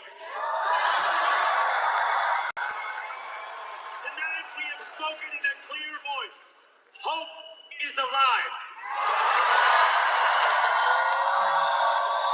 Hope is a decision that tens of thousands of New Yorkers make day after day. Volunteer shift after volunteer shift, despite attack ad after attack ad. More than 1 million of us stood in our churches, in gymnasiums, in community centers, as we filled in the ledger of democracy. And while we cast our ballots alone, we chose hope together. Hope over tyranny. Hope over big money and small ideas. Hope over despair. We won because New Yorkers allowed themselves to hope that the impossible could be made possible. And we won because we insisted that no longer would politics be something that is done to us. Now it is something that we do.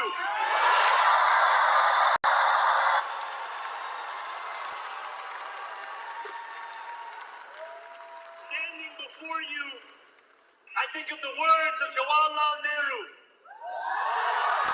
A moment comes but rarely in history when we step out from the old to the new, when an age ends and when the soul of a nation long suppressed finds utterance.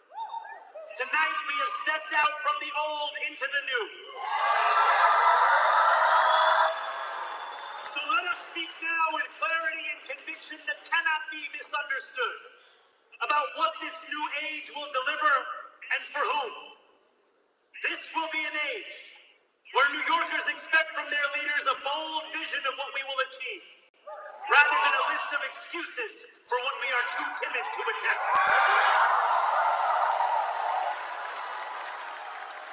Central to that vision will be the most ambitious agenda to tackle the cost of living crisis that this city has seen since the days of Theodore LaGuardia.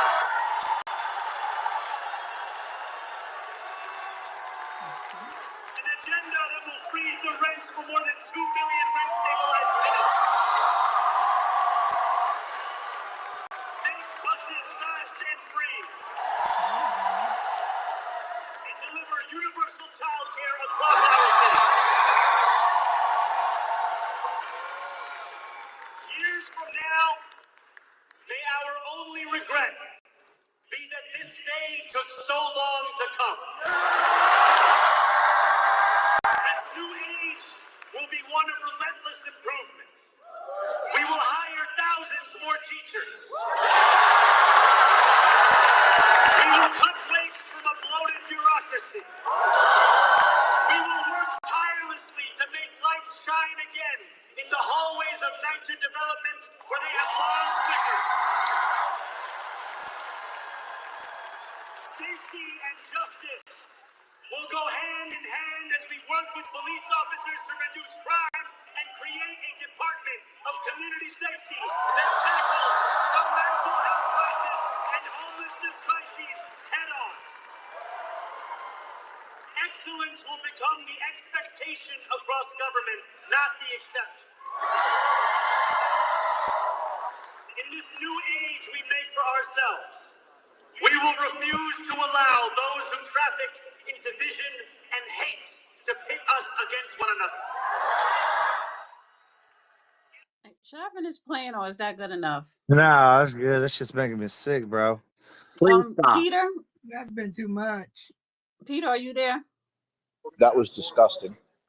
Please stop. Did he say something something in Indian or Yep. He He said said bumpy Mamdani or something like, I don't know, some type of he nonsense. he said shouted out all of the immigrants and yeah, it's so that's your mayor. I So mean, he at the said end of he the day, said I'm enthused because what I think the Trump administration should do is not only investigate him for the campaign finance violations that he committed. He should be looking into any other type of malfeasance that has been done. And also, what I would do is any governor from another state, I would give deferred prosecution agreements to the most violent criminals and say, as long as you live in New York for the next 4 years, we won't prosecute you for the crime that you committed here in this state. I think you I need to bet you flood New York City. $10,000. No, that does We not we happen. need to flood New York City with the most violent individuals. So when they shut down Rikers Island, the very individuals who put this individual into office can feel the full weight and breadth of their decision as they have live fire action in the middle of the street, getting stabbed, getting mugged, getting raped. That's what excites me the most, and I'm excited for the future based upon that. You don't think Trump knows about this wait, shit? hold The on, Coyote, because half I the have Jewish to wait. population. Coyote, stop. Please. I have to go to Jeffrey. Hold on, Dana, can I land my plane? Yeah, 'Cause go ahead, Neo Girl. You was talking Neo Girl, and before I played it, and then I'm gonna go to Jeffrey's, then re-up. Go ahead. okay, perfect. Really quick. Notice not only in this election here in New York, Minnesota, also to New Orleans, all of these people are from immigrant backgrounds. The Democrats are setting this stuff up. This is what they wanted to do anyway, but they couldn't do it the way they wanted to do it with Black Americans. Notice they cut non-X out. They don't even want you. Even the bad Democrats that's running around, they're saying that they still Democrat. They don't want you, and they don't need you. I'm gonna drop. Thank you. Thank you. Appreciate that. Wait, hold on for a second. Or anyone else with their back against the wall. Your struggle is ours too. He said something about trans and single mothers. Boy, bye. Sit down. Oh, please stop. Go ahead, Jeffrey. Okay. Well, I mean, I think what we were just listening to is a textbook example of, like 100% pure Marxism. Like that was a completely Marxist speech that he just gave. Like he just said a bunch of crap. He didn't give any damn solutions to anything that he was talking about. Like, and how is he going to freaking fund the buses? So like, listen, let me just give you guys like do this with you guys because I just stumbled across this space and I'm really glad that I just stumbled across it. But I'm in Washington D.C. here, and like a couple of years ago, I'd made the decision I wanted to see like what is up with this racial division that these like Democrat politicians keep pushing. Like I grew up in DC. I'm a DC, I was born in DC. I grew up in DC. I don't know what, like, then all of a sudden this racial division started coming along. And I was like, what the fuck are you all talking about? So you know what I did a couple of years ago? I went and fucking took a job with Metro to be a bus driver downtown as a white guy, to see if racism actually existed, in DC. And you know what I found out? Like and they told us not to talk politics with anybody, or they told us not to talk with anybody, but I talked with everybody, So, what I found out is that like, a lot of the black folk in DC actually completely agreed with the MAGA position, and they essentially they were afraid to like actually like they would talk to me like under the cuff, about it. Like they would talk to me about like some MAGA shit when like nobody else was within earshot or anything like that. And I found that with my, the people that rode my bus as well as, fellow operators and stuff like that. So like it was amazing to me because it was a proof that I did. I wanted to find out like, is this division real? Because I don't really see it, or is it something that has been fabricated? And I think I came out with some pretty positive data saying that it's actually fabricated. And it really is just a political manipulation ploy. And that's when you look into it a little bit deeper, that's why it's the playbook of Marxism. You find a marginalized community within a certain society, and then you you approach that marginalized community, and you offer them everything that they want. You're just like, and that's exactly what Mondami's doing. He's like, oh yeah, we're gonna give you free bus rides, and we're gonna give you like lockdown prices on food with government markets, and we're gonna like publicize more housing units, even though the publicized housing units in New York suck right now, and you can't like they've already got problems dealing with them. So what's the solution? Like make more of them, so they offer all of these things, but socialism does not work. Communism does not work. Communism most certainly does not work in the capital of capitalism in corporate America. I mean, it's insane what's happening there. Yeah. Bus drivers, yeah, people, those type of fields, you get to speak to people one-on-one, and you really get to understand, the people that live in these different communities and what they think. But if you came across a lot of Black people, a good portion of Black people that agree with, Republican views or MAGA views or whatever, because I don't know why people think Republican, that's just only MAGA. But it's funny though, but what do you do when you go to that ballot box? See, that's when it counts. And if you're not voting Yeah. opposite of what, I'm saying, of yeah, I do agree with that. I do agree. And that probably 80% or even 70% of your views align with a conservative or a Republican, but you still vote blue. What I call that a cognitive dissonance. So, and not I just for call it Black people, that's all the brainwashing. way around. Um, I call it brainwashing. yeah. 50% of the Jewish population in New York voted for this guy. Okay, look at the financial backing. It is of That's Jewish heritage. It's brainwashing. all the big thing, bro. It's Those like people are foreign brainwashed. shit versus us. It's So, that's all right, what well, I don't Kyrie, understand how hold people on can't for a get second. that. Kyrie, you gotta stay muted. I'm gonna swing back to you. I'm gonna go to re-up and then independent, and then I'm gonna come back to you. Go ahead, re-up. Good evening, Dana. Hey, good evening. The great Peter, brother. Let's go with you. I can call it.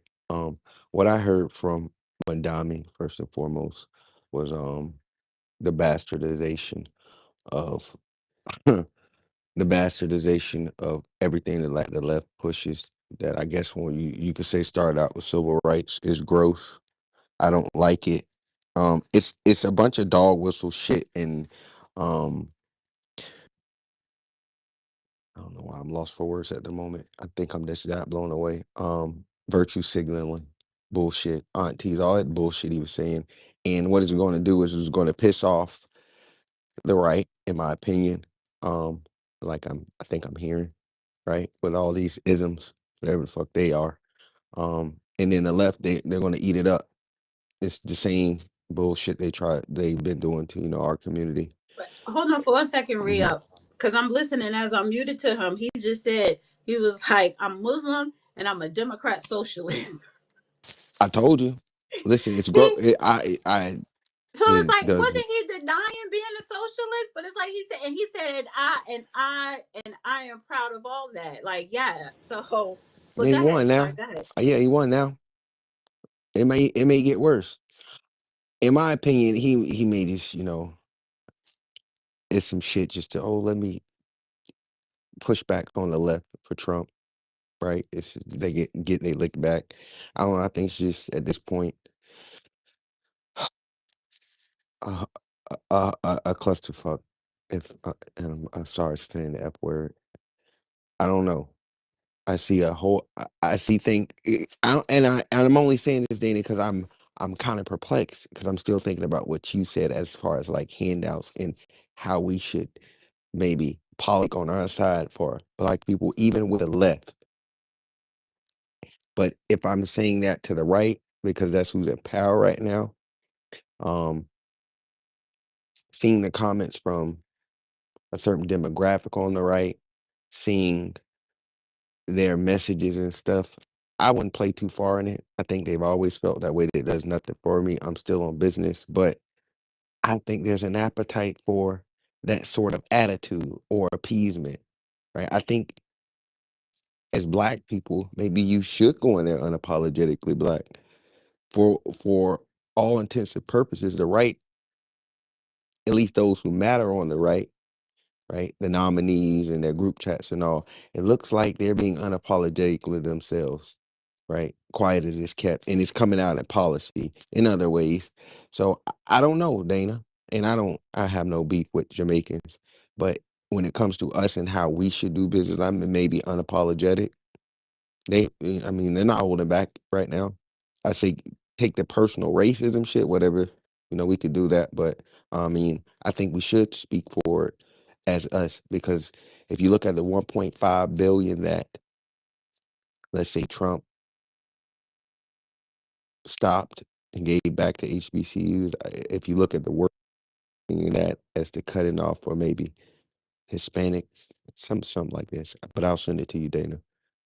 Maybe you go towards that. And then the rest of what you all are talking about with your other geopolitical things, I guess we could have a conversation about that. But I don't know, because for the most part, what Jeffrey is saying, I think we are inherently conservative, right? We don't have these liberal leftist views as much as people like to believe, right? We don't want the government all in our business.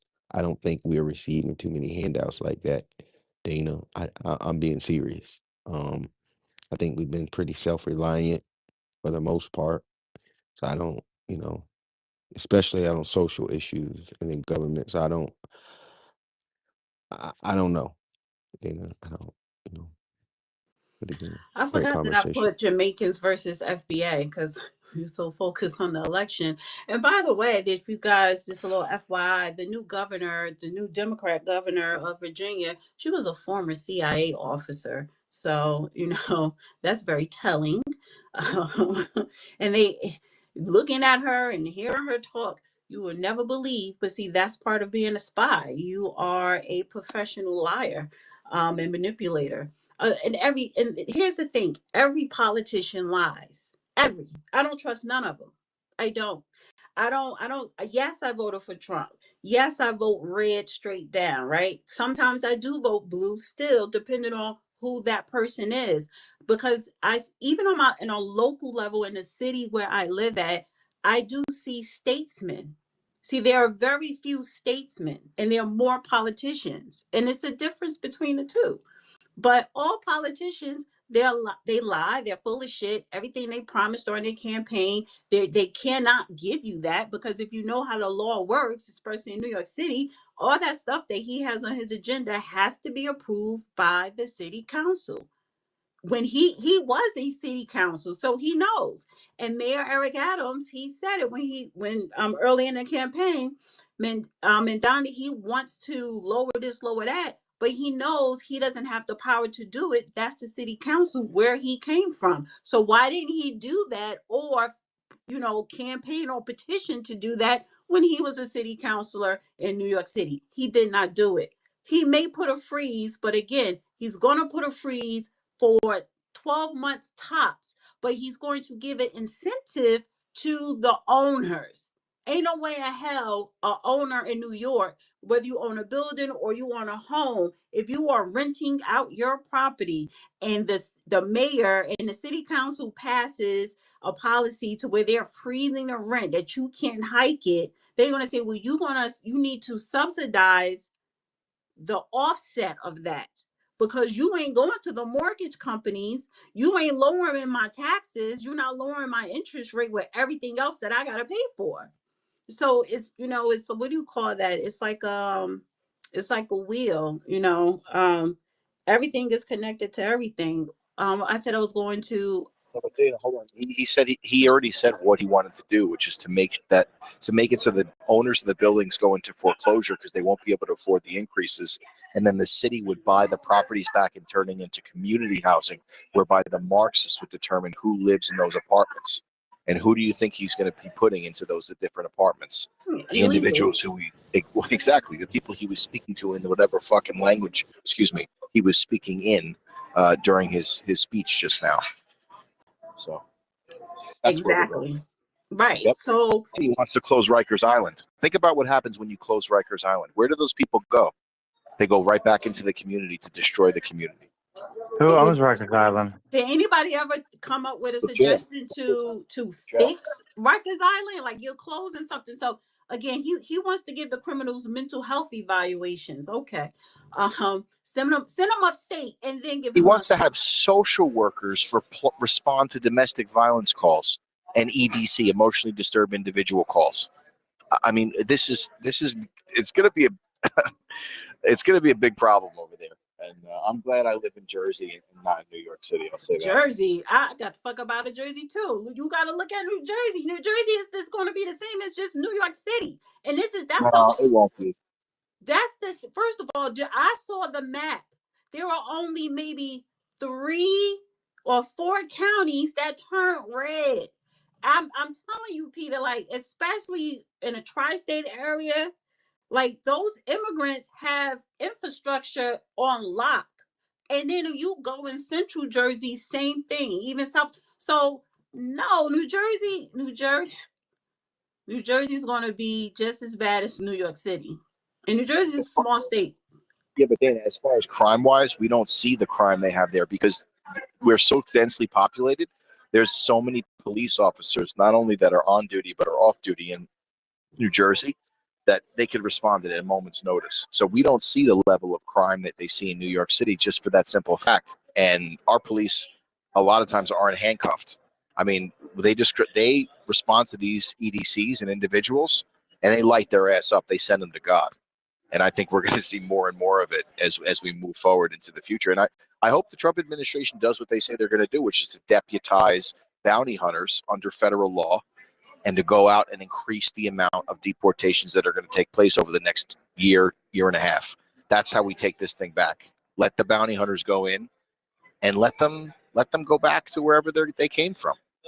That's it. Yeah, that the whole illegal thing, the Democrats are intentionally causing a shit show with that. They're basically telling the illegals and the supporters, don't go gently into the night, raise hell, even though you have no legal rights of being here, but raise hell anyway. I was going to Hey Dana, I had a Independence. message. I had a message to you from a pretty big person on this platform. They wanted to know if everybody in this room is retarded and thinks there is a left or right. Thank you, Coyote. I'm not going to answer that right now. Tell that person that to answer that, because there is a left and a right.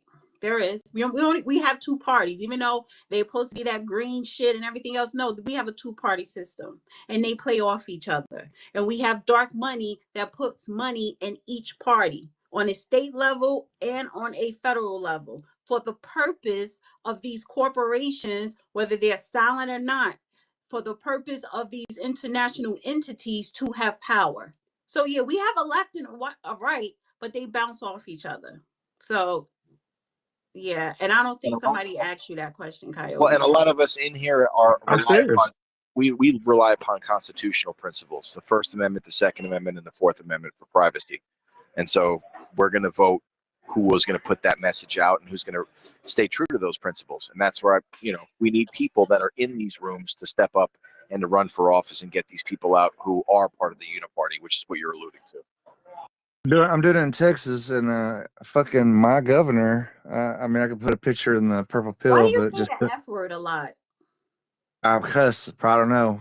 Like a lot of people drink Yeah, coffee. can you YouTube, just ease Coyote, on that? so we get strikes for But use yeah. cursing. I'll leave it out of there. Sorry, I apologize.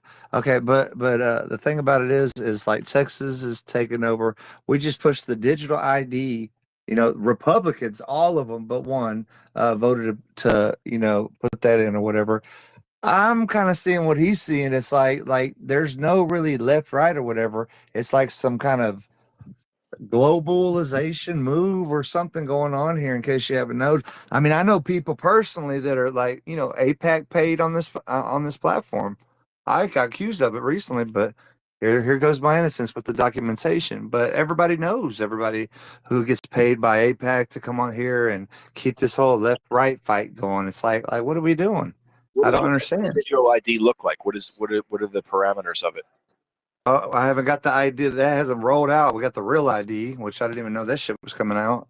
Because no, they said it after you got, you know. Well, here's the thing. If you have a passport, you don't need a digital or real ID type of thing because your passport always had a chip in it. You always being clocked. So that's this, especially after 9/11, we always had digital ID.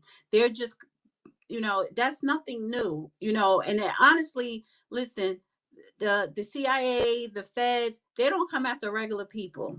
And if you ain't into no shit, don't worry about if ain't nobody watching you watch Pornhub. Ain't Dana, nobody doing No, that. no, I don't watch this Pornhub. is new, Dana. This is new. They passed legislation and it's implemented January 1st in Texas, where Yeah, it's the first No, part of. they have it in all. They have it. They also had that here in Ohio I, as well. But I'm not talking about real ID. I'm not talking about real ID. This is more than that.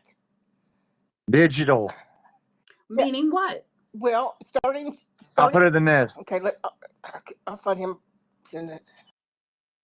Digital. What is digital ID Is this exactly? similar to a digital ID that we're seeing in the UK, like where it's connected to your bank account and all your It's the information so first they can part of turn it. off your ability? Yeah, anytime we download, have access to any app starting January 1st, we have to send them our information. I can't remember exactly what it Mhm. is, but I think it starts off with they're doing it under the guise of protecting the children. That's the first part of it, making sure we are the right age. Okay, so here's my question to that. This is why I'm saying that they have been doing it. When you get a cell phone and you download apps and you sign up on apps, when you sign up on Instagram and all that shit in the fine print that you got to hit agree, that's exactly what it is, to where they have your information. Google, if you have a Gmail, they have all your information because they ask you for your life story.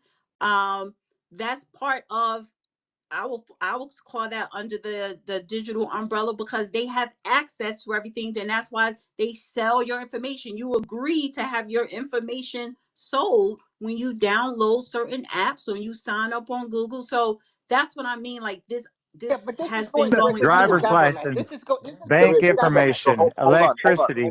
hold on. So wait. So what would stop you from going and getting a homeless person's ID and then using their identity to open up the account? Bro. Can we not? Can I throw something out? So that's what I'm saying. So is digital ID going to help decrease fraud? Because a lot of Fuck fraud going no. on. Right. So That's that's what I'm fucking the saying. mark of the What would beast. I'm stop sorry for you that. from making an account that's like Jimmy Boombots with like a home? Like Okay, I don't. here, learn what it is real quick, and then come talk to me. You'll be Can like, I get holy, back to the I'm title? Well, I'm I'm not just saying. telling going to you. talk You for understand that there's everybody ways to should mute defeat up. all these. Yeah, you can't tell us to learn what it is, to where you're the one that's concerned about it. You can't even tell us what it is, but you want us to learn what it is. Like, I need to go to Independence. She had her hand up for a minute. Independence, Art, Jeffrey, and then Rhea. I can explain what it is, but go No, ahead, thank you, Independent. because we She knows. asked No, the she person. knows. She's high IQ. Go ahead, I mean, Independence. I just asked you what you would do if I just go out and get a homeless people to put That their wasn't ID up. asking me what digital ID Well, is but and he did what ask you it's. what he did ask you at one point. What is it? You said, "Well, I'm gonna put it in a jumbotron." If you know what it is, just say what it is. I'm gonna go to Independence. It's Independence time to talk. Go ahead, Independence. Thank you. Um, okay, let's get to the reality. And this is coming from a former Democrat. I make sure I put the former on that because I would never ever do that again. First things first is what you're hearing is give me everything, right? This is a course that the Democratic Party has been on since probably about 2012, right? At the first 4 years of Obama's so-called presidency, he was actually trying to act as if he was trying to be in the middle. But then the last 4 years, he went straight off the train, which is what he planned on doing probably in the beginning. But in the same aspect, he didn't want to put it out there too much, right? He also didn't do a damn thing for Black American men. We just need to put that on out there. But either way, let's keep going forward. So they think, right, these voters think, well, by electing, I don't even know how to pronounce the dude's name, who is now the mayor elect, right? They're going to get everything, right? Okay, here's what they're going to get. So first things first, when you claim you're going to have social workers as police officers, what you get is a city that, or area or township or village that is crying out. So that's the first thing they're going to get. They about to get a whole bunch of crime, right? Because social workers are not police officers. They are not law enforcement in any shape, form of the imagination. So that's the first thing they're going to get. Second thing they're going to get, which I don't know. I mean, I think some of these folks still, are suffering the effects of the COVID shot or something. But I mean, second things they're going to get is pretty much told what to do and where to live and how to basically go about it. If they didn't get enough of it in COVID, trust me, that's going to be on steroids right now with that dude being mayor. Third, if you're talking about free buses, well, I mean, gas isn't free. So how is those buses going to get going? Well, that means you're going to get more taxes, right? Because the only way that you keep things quote unquote free, as a claim, free housing, free taxes, free, I don't know, food, is that somebody's got to pay for it because it does not grow out of osmosis, right? Gas doesn't just come and just jumps in the buses by itself. It's got to be pumped from somewhere and enter the bus right through a gas pump.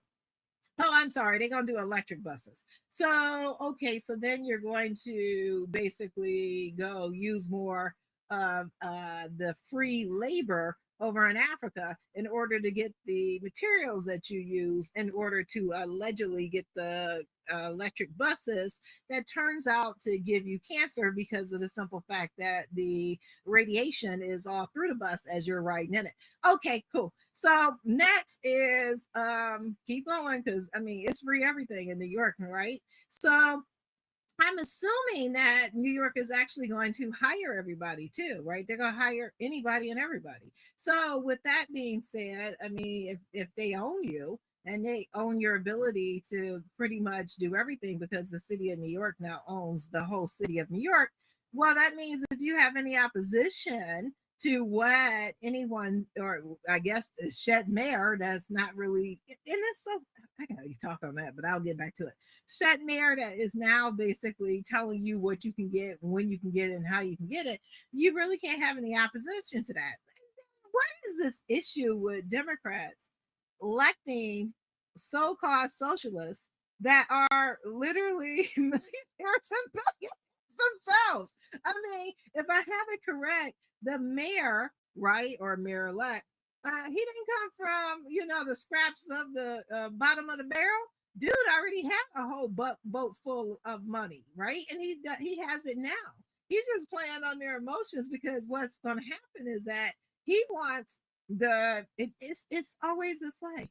He wants the money to just be and the control just to be in the hands of a select few while everything below them burns. This is what they want, right? And this is what these oh my God, I'm so ignorant.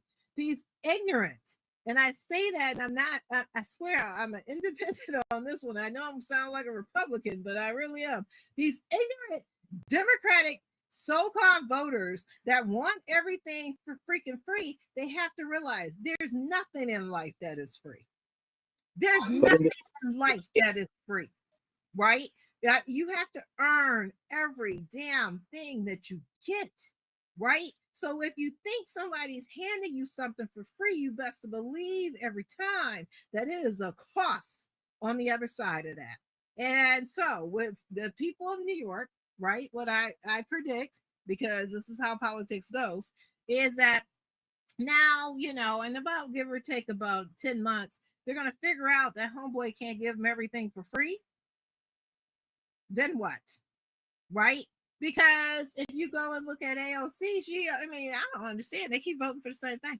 AOC basically said she was going to hand them everything for free, and she hasn't done it yet, Well, right? the two districts, that AOC represents, she keeps them. She stay on top of, okay, potholes need to be covered. So people who own homes in those districts, they're looking at, are you sending funding in that's going to help, and that's helping these district potholes or lights or whatever, the maintenance that homeowners do rely on. That's why Right. they vote these representatives.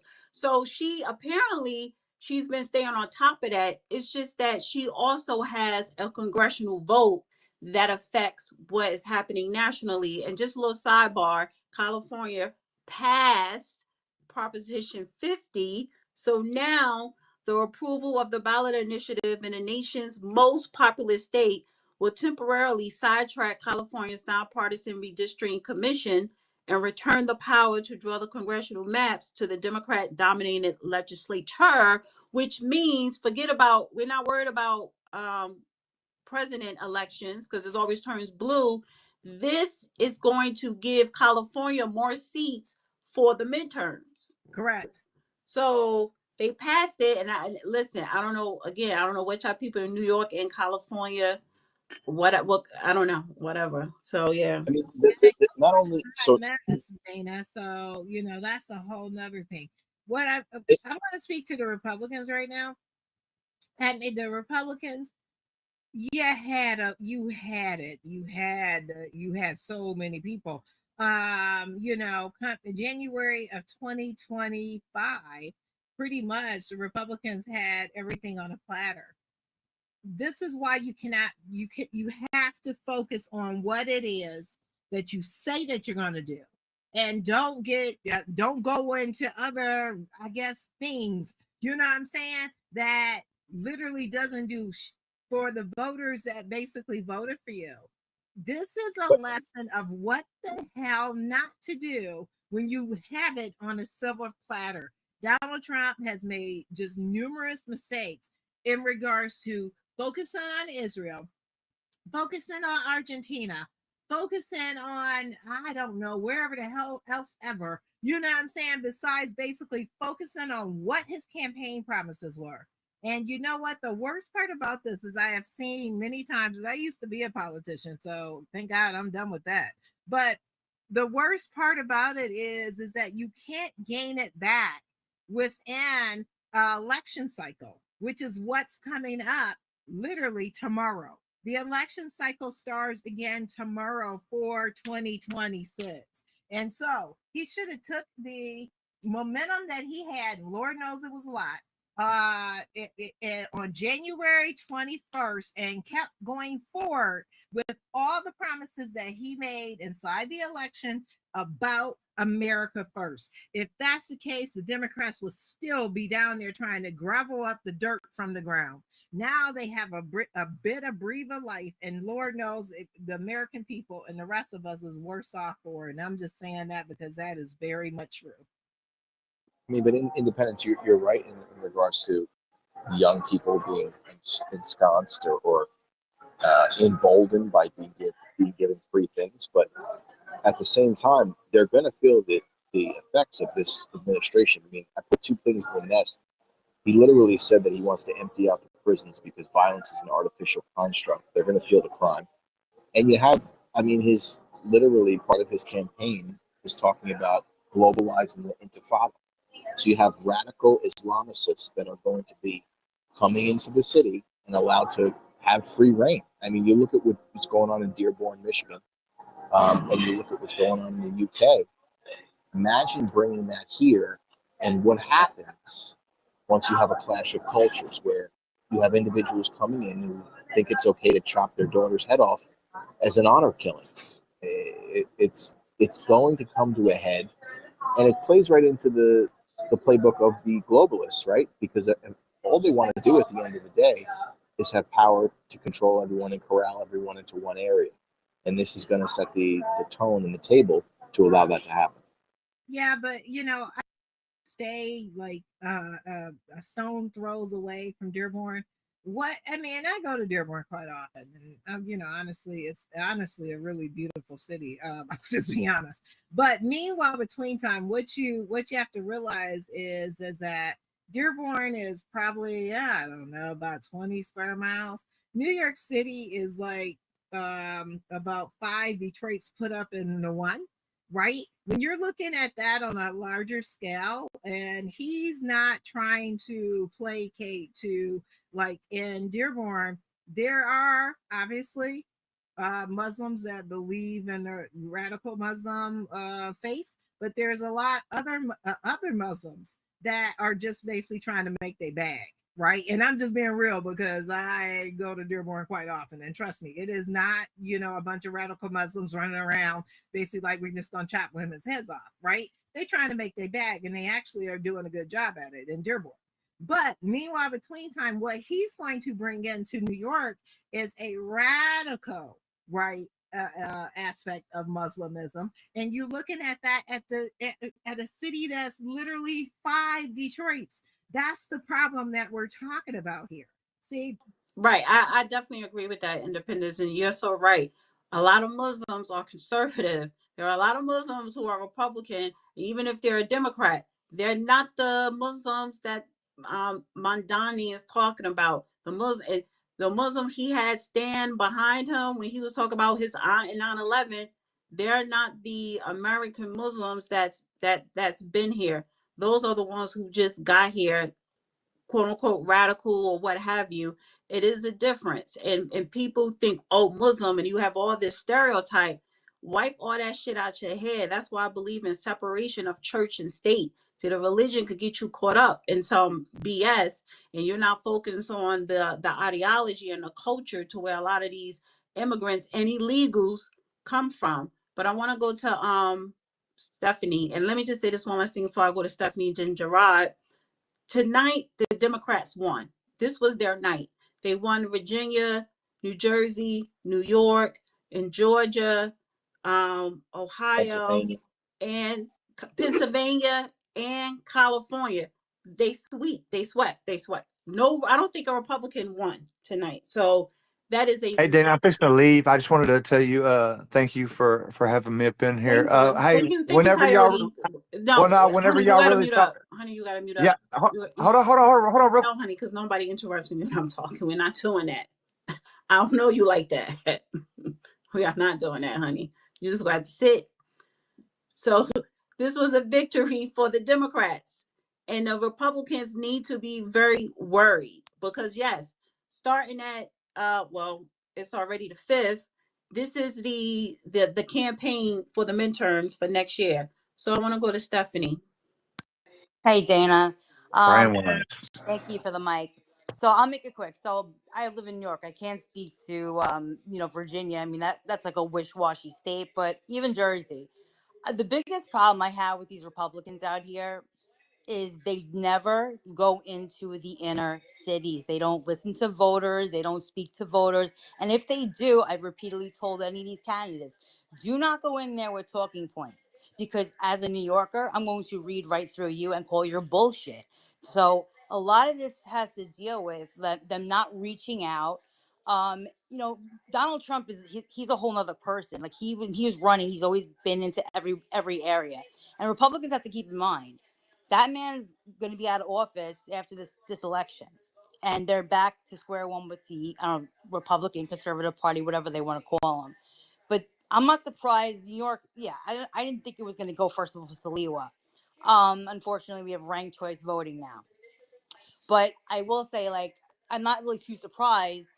But when it comes to the candidates they also put up, it's ridiculous. So even you have the same kind of candidate who ran, that guy from New Jersey, I think he ran 2 or 3 times. Curtis Lewa, he only ran on one thing as a Republican. He was running on the safety. There's tons of things in New York City he could have ran on. Granted, listen, he loves New York. But my biggest problem with these Republicans, they do not reach into the communities that need it the most. It's most of the people here in New York, you have a population in just those 5 boroughs, about 9 million. In 2025, the registered active voters were about 4.7, and only tonight 1.8 came out to vote. So I just think about those numbers, and that's Wow. what's really sad. So there's tons of people they could reach out to, but I just wanted to leave it there. Thank you. I appreciate that. Right.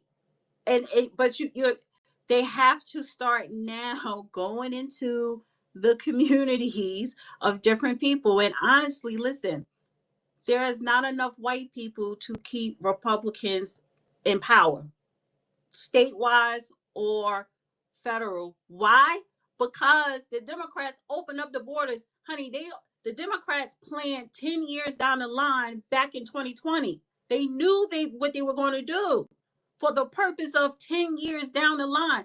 They could take a couple of hits. They knew they were going to lose to Trump, but they knew they were going to win tonight to gear them up for midterms. And then if they sweep the midterms, you already know we're going to have a Democrat president in 2028. So it's not enough white people to keep Republicans in power. Wait, Danny, you think if Kamala's the nominee in 2028, she wins? I don't know, because you got Hakeem Jeffries and he'll topple her. So she He may ain't. No run. one's voting Hakeem Jeffries president. Come on. Oh, yes, they will, because, yeah, and that's the sleeper. That's the sleeper. I'll Ain't put money on nobody this gonna right vote for now. the batshit Gavin Newsom. There's no way Hakeem Jeffries ever There's gets no. close to the presidency. Okay, so who would you vote for? Jeffries, Kamala, or Newsom? I mean, I wouldn't vote for any I'm of just them. saying, if you were a Democrat, who would you vote for? Newsom. I can't even put. I would say Newsom. I would think, Really, but you would vote for?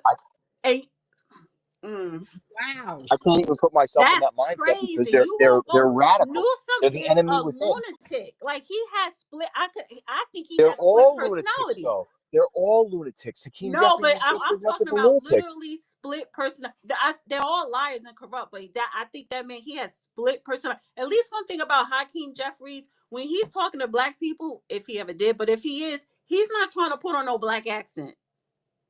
So, and Cory Booker does that, but Hakeem does not. But again, I can't believe you said a Gavin Newsom, honey. But I don't know if he a pedophile, but he's probably all up in that Epstein. They all are. They're all compromised. This is all. We They're all we deep don't know state who it is, controlled. but I would bet that Newsom's at the top of that list. But two heterosexual men, y'all will vote for Newsom over Hakeem Jeffries, and well, whatever. But First of all, I'm voting for JD Vance because he's going to be the he's nominee. going to be the nominee. So But does he have it to win? See, again, he can't. Charlie Kirk dead. That TPUS, the immigrants and the illegals outnumber white people. that's why it's so important for Trump to be able to ramp up the deportations in It's not 2026. We he don't have have about. enough time to do that. It's That's why he over needs to 20 deputize the million of bounty. them. No, Peter, He needs to. he needs black people. He does, and He that's also what he needs needs to he realize. needs to deputize the He bounty needs hunters so no. that regular groups can Okay, go roam the range and get these I people totally get out. that. First of all, he needs the Supreme Court to side with him about the birthright citizenship. That judgment is not going to come into next year. So, all right, if it ain't going to come to next summer, midterms is in November. And then it's like, okay, over 20 million illegals, right? Scattered everywhere. You don't have enough manpower to get them out of here in 3 years. So Dana, let me get 500 racks, and I can get other people as well. Each of us get So you mean 500 to tell racks. I'll me suit up. that is you I'll mean to suit up tell and me go in for the the streets and grab these Republicans to people. stay in power, that is easier for them to stay in power, their best bet is to deport as many illegals than to get the black vote, at least an extra Both. 10% on top of No, that I agree with 20%. you. Both. And I know that there's a lot of Black Americans that will stand with me in solidarity and suit up. I know Gerard is one of them. We'll go out in the streets and we'll grab Oh these no, guys and of get them course, out. grab up the illegals. What I'm saying is we on a time clock here. We got 12 months for the midterms. That's not a lot of time. We got 12 months for either Ohio gonna stay fucking red or turn blue. I didn't move here for some blue shit. Even though I'm in a blue city, but this is a red state through and through, honey. Even these blue people are conservative. We don't have the feds coming up in here because ain't no illegals running around crazy here. No, they're not. They're not even hiding. So What did Trump say? They're eating the dogs. They're eating the dogs, right? those Haitians, they've been eating cats and dogs. So has the Asians, the Chinese. But anyway, go ahead, Gerard. So I ain't moved here for this state to turn red, blue, honey. I ain't moved here. My ass will move to Florida. Well, go ahead, Gerard. so shout out to this room. I think this is amazing. Also I did want to say I wanted to put some facts on something. I'm gonna start with this fact, right? We're ready? Fact. Elon Musk, by definition of what an African American is an African American, right? Stay with me.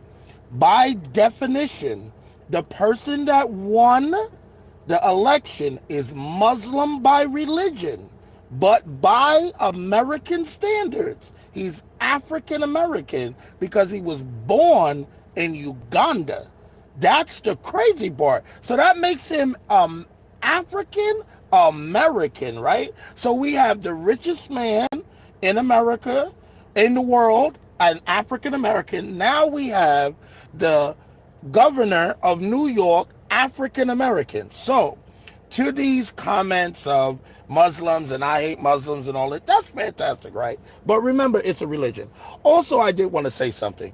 Virginia is a commonwealth, so they don't really have to follow a lot of the guidelines of America, and so is Virginia.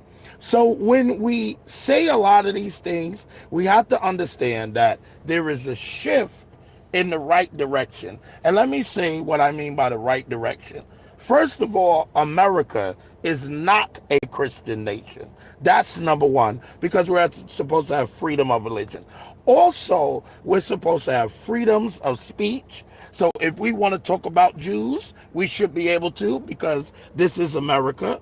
Also, if we talk about the people that we do and don't like, because on our other favorite app that we go on, you can, every single word in communist China is bad to say, but guess what word you can say without anything going on? You can say the N word.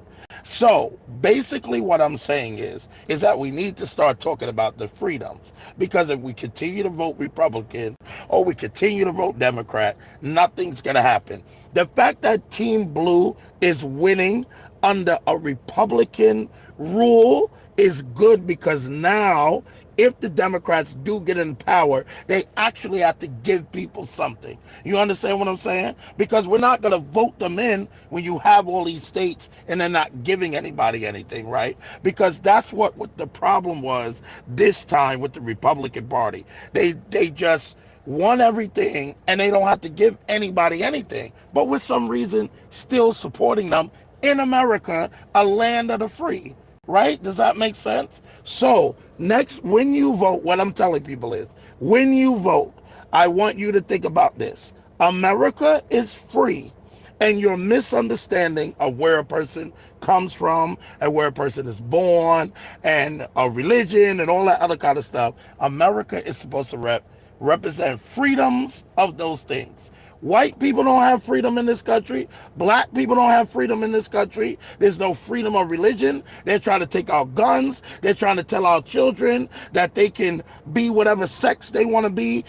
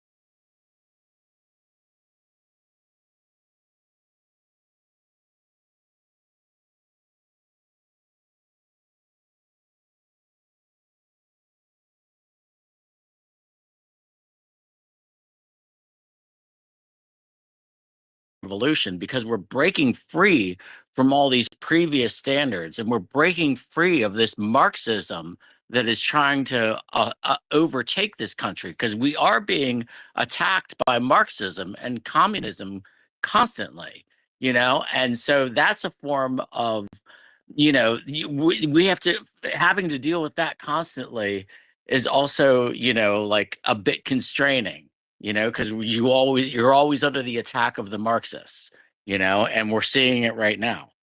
But so what I'm seeing from the MAGA movement, and I'm separating the MAGA movement from the Republicans and stuff like that because I feel like it's almost like the independent party that took over, like Ross Perot's old independent party that took over, and Trump just redefined it as the MAGA movement.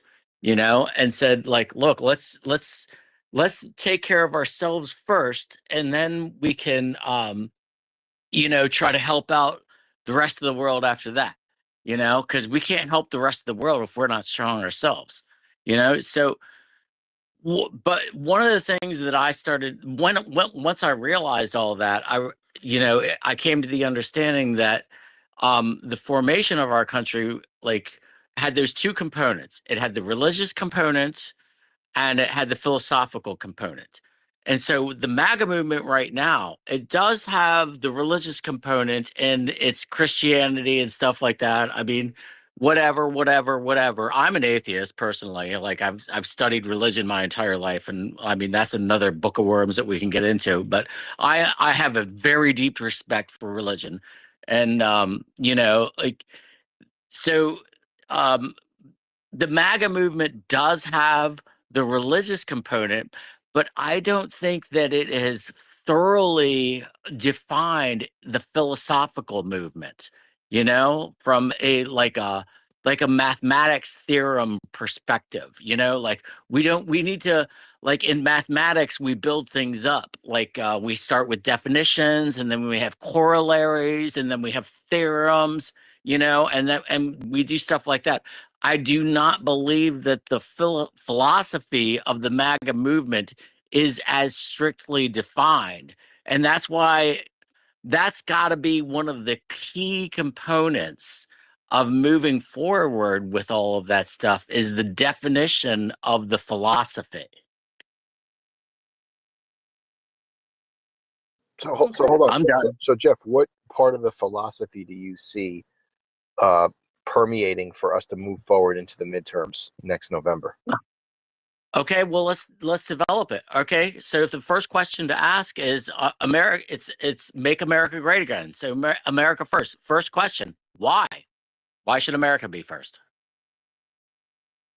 Well, we live here, so why would we not want ourselves to be first? It doesn't make any sense, right? But why should we be first in the world? Like why like, so what's that all about? What is so the socialist and the Marxist would say, let me ask, the socialist and the Marxist would say to you like, well, what makes you so special that you should be first? because I don't want you to be first. Because if I'm first, then I get to live how I want to live, and I don't want to live under your rulership. I don't want to live under Russian rules and laws. I don't want to live under China rules and laws, and I'm damn sure ain't going to no continent of Africa with the 55 countries there. And you want the freedom to have domain over your own existence. Yes. I mean, that's a human right? We shouldn't be subjugated, and we should do it. That's why we have a Second Amendment. That's why I've been talking about. And I don't want to live in a third world country, and I want to stay modernized, so we have to be on top. Jeff, if everybody and their mother was strapped down and armed to the teeth in all these countries, you wouldn't have the problems you have because they'd have to shoot it out live action. When you're catching, and so one of the most popular statements I've been seeing on social media this week about all the SNAP benefits is that when you give the government the power to feed you, then you also give the government the power to starve you. Because they can just, give a man a fish. But they did that. They took the food stamps. We're still eating. So, no, that's not true. We're still eating without the food stamps. Well, a lot of people are like falling victim to the I believe that the Democrats are trying to incite the people that they're taking away from the food stamps from, and the SNAP benefits from. They're trying to incite them into like rioting and to causing all this upheaval. I mean, if anything, that just plays into the hands of the Palantir panopticonic crowd, because then they can unleash whatever software, whatever hardware they have with drone technology to be able to quell any of these issues. They'll be able to do it in 4K and show them how powerful the system is. And then people will say, oh, well, we can use this to control everybody from now on. So, yeah, I think they are getting ready to do something like that. Yeah. And so this is okay. So, like I said, getting back to the odds that the founding fathers of this country like overcame, and granted, I'm not trying to like not address, all the fucked up things about the founding fathers of this country. I mean, they obviously were not perfect and there was all kinds of messed up things that they needed to deal with. And we did deal with it. But, the ideals of being what they overcame, like it was a completely impossible thing. And right now we're facing the same type of thing with these like globalists, communists, plutocrats, and Marxists that are literally invading and attacking us on our soil, and that's really what's going on right now. And now they've got the foothold in New York and Minnesota and Michigan, and I mean, they're not going to stop. Like with this is an assault. This is an attack I mean, Jeff, that is honestly, occurring. the best strategy is to continue to take the education system back for our youth, for the next generation. This generation is lost. So the best thing that we could do is import as many of these violent individuals they want to import and let them go and chop off the heads of the individuals who voted those people into office and say, wait a second, you're not being helpful. You're not being sensitive to them, where the countries they come from, where it's okay to pass a blade over somebody's head if they insult you. Let them do it to them. Let them wipe themselves out, and then we'll educate the next generation to come up on American principles. That's it. It's easy. It's light work. I mean, it's a little insensitive to the, that the Oh, in between generation. you mean to the liberals who voted these cocksuckers over here to allow them to rape and rob and do that? We're insensitive to them? Yeah. Okay. I mean, I guess I'm a little conceited in Jeff, thinking that I can Jeff, manipulate them back into another miss me. side. Miss me with that. I'm Ray Charles to the bullshit. I know how to solve this problem. It's with revolutionary violence and arms. That's how you solve this. You want to have a revolution like an omelet, you got to crack a few eggs. These cocksuckers want to put them in business. We got something for you, you cute cocksucker. That's it. Okay, I hear you. I hear you. Straight up. It's coming, This is a baby. great. This You know shit's what? coming. This It's is a live great action. space. It's live action. This is Dana. This is a great space. Thank you. Appreciate it. We'll go Yeah. to Art and then we're gonna get up out of here. I don't know why you brought up other people. I gotta close out. I have to go to bed. I'm sorry. So I said Art was the last person, and then we gotta close out. Go ahead, Art. Yeah, Trump said he's bringing in legal immigrants, and I say legal immigration is far worse than illegal immigration. So if you're pro-immigration, you're not really against immigration in any capacity. And he particularly said he's replacing the native population. His words, not mine. I put that video in the jumbotron. Last I checked, that the immigrants cost 150 billion annually. Um, and then SNAP costs 250, 260, something like that, right? So that's $400 billion annually with immigration and SNAP. But our government closed down and we're paying taxes, and we've already paid more than that in taxes. So when we have these conversations about immigration, I can see how the government suckers so many people, because you're not worried about where the most money's leaking out. You're worried about these wedge issues. And like I said, we just lost more than these wedge issues and the thing. So any logical person would say, wait a minute, why am I worried about these issues over here when we're bleeding money out over here? but we're not doing that because people just have their wedge issues.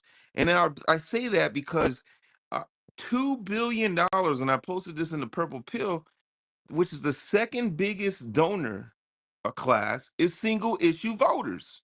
But when black people are single issue voters for reparations, it becomes a problem.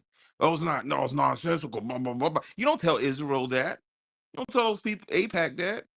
You don't tell the $2 billion that goes into elections with single issue voters that. So, I kind of say miss me with that. Black people can't be a single issue voter for reparations because a government that can't pay its debt since 1776, or whether you say it's the treaties, whether you say it's the Constitution itself, America doesn't have an ability to keep domestic treaties with its people. It's too busy sending money to other countries and has more important things like Israel to take care of. So that and I posted non-voters for Black Americans are increasing by the day. It's so I would say that the voter doesn't speaking for the black community, does not speak for the black public. And so I feel like that's the delusion that goes on in the black community, that somehow the black voter has ever in history spoken for the black communities. Never has. Ever. Like period. Never. Not like, can you imagine the slaves talking about the few people that could vote? Like, who do you think they were voting for? They weren't voting for the slaves. And it has moved up all the way till now. Like, and so it's like these issues, and what I'm proud about is a lot of these voter types are falling off, is what I'm looking at, because I study non-voters. I made a whole thread on this. They're getting disenfranchised by the minute, and the way the voters keep ignoring, mainly because of their wedge issues and missing things like we lost more money than the issues you're talking about from the government being shut down, and nobody's talking about it. Nobody cares. Nobody's asking for a refund check. So I say if you're going to be such a sucker that you're going to lose almost $500 billion while the government shut down, while you bitch about wedge issues, your politicians need to take you to the fucking cleaners. You deserve it. I land it. When you mentioned about single voter policy, black people could have a single voting policy, but you got to have money to back it. So Jewish people outside of the Zionists, locally, they have money to back their policies. If you don't have money to back your policies, you don't have a policy. Then if it's pay to win, then that's all the more reason why black people shouldn't vote. And I thank you guys because you make it very easy for me to sell to young people why they shouldn't vote. No, the only young person you're selling to is someone who's ignorant and refuses to educate themselves on the true facts of the importance of voting and how public policy actually works. See, you don't know how public policy works. Because if you did, you would know that even if it's a single issue policy that you're voting or multiple, you have to have money to back it. And yes, there are communities, there are districts, there are cities, there are neighborhoods who bring their money together in organizations and back what said policies. So again, if you do not have money backing your fucking policies, you don't have a policy. That's I it. agree with you. It's pay to win. I'm going to And tell no, all the it's non-voters not that. about pay to win. It They is said it about was. power. You need money. You need money to make sure that you are executing your public policy, no matter who's in fucking office. A lot of times it doesn't matter who's in office. You pay to win is I'm selecting. We collectively, this organization collectively is selecting this candidate, and we're putting our money on this candidate. Or you don't have to put your money on one said candidate that you put forward, but you could put your money and your power and your resources behind a candidate that speaks to your one policy or multiple policies. But whatever policy that you want to bring forward, you have to let that politician know I am the forecaster, you are the presenter, you work for me. This is what we need, this is what we want. Not only do we have it on paper, but we have the funding to make sure you do your fucking job. And if you don't, you're out of here. So I again, mean, if you don't have financial resources, it don't have to be millions of dollars, especially on a local level. If you are not sitting down, strategizing, and organizing, I don't want to hear shit. The person I just looked it up, 80%, it's like 83% of the elections, the people who spend the most win the most. It's pay to win. I mean, Art, honestly, what You're you would talking need to about do two different things. if you don't have the money, Art, what you would need to do is you would have to leverage them through a honeypot like the CIA or a intelligence agency. So you'd have to set them up. You'd have to be able to record them and get them in a compromising position to then leverage them. That's the only Oh, way I if you was don't have wrong. I the was money. wrong. House races, 93 percentile. The people that spend the most win the most. Senate races is We're 87%. not talking about a fucking Senate race. You know who funds Senate and House? You know who funds congressional races? The But it's damn all DNC, elections, Dana. the DNC or the RNC. And they have a damn near $1 trillion chessboard. I'm not talking about that. Art, please stop going to the top, nigga, when you ain't even built your foundation. I'm talking about on a local level. Start there. If you are not starting on a local level, stop trying to knock at Congress door like you got carte blanche, because you don't. You don't even reach out to your congressional person to tell them that you want to go and visit the White House tour. You know you gotta go to your congressional congressperson so they could give you a ticket. Y'all motherfuckers not even doing that. You don't even call up your congressional person to do that. I know you ain't calling them up to talk about fucking policy. So can we come back down to fucking reality? You not on that level to worry about who is funding a damn senator in Congress. That's the DNC. That's the RNC that they get money from, whether it's APAC and other multi-billion-dollar funded organizations, corporations, and individuals that have multiple shell companies so they could keep funneling to a DNC or RNC so that they could get the policies in their fucking favor. See, the game is already set. The chess moves are already being made. I'm talking about local because we have more power on a local level, and then work your way up. Don't talk to me about no motherfucking Congress. You're not there. None of us are. Stop. And that's my summation for the night, honey. Go ahead, Peter, and close us out. I hope everyone takes heed to what happened today in the country and gets ready to build what we need to do and the coalition we need for next November, because it does start tomorrow, like Independence said. And I hope you will join forces with other individuals who are like-minded, reach out, potentially think about running for office yourself in the future, and uphold the constitutional principles that made us great, and take care of yourselves and each Yeah, other. one more last thing. And this is why you need to start worrying about what's going on locally. School boards, North New Jersey, they have, I believe, $1 billion or $2 billion fucking budget. They don't got shit to do with Congress. These are regular folk who got elected in the city of Newark in their goddamn district. That's how local it is. And they are in control of a $2 billion goddamn budget. But you want to worry about who the fuck is funding somebody in the Senate? Stop. And that's what I'm saying. Like, you have more power, more leverage locally. So a lot of money being dished out locally. Pay attention to where you live at. That's what I'm saying. But go ahead, Peter.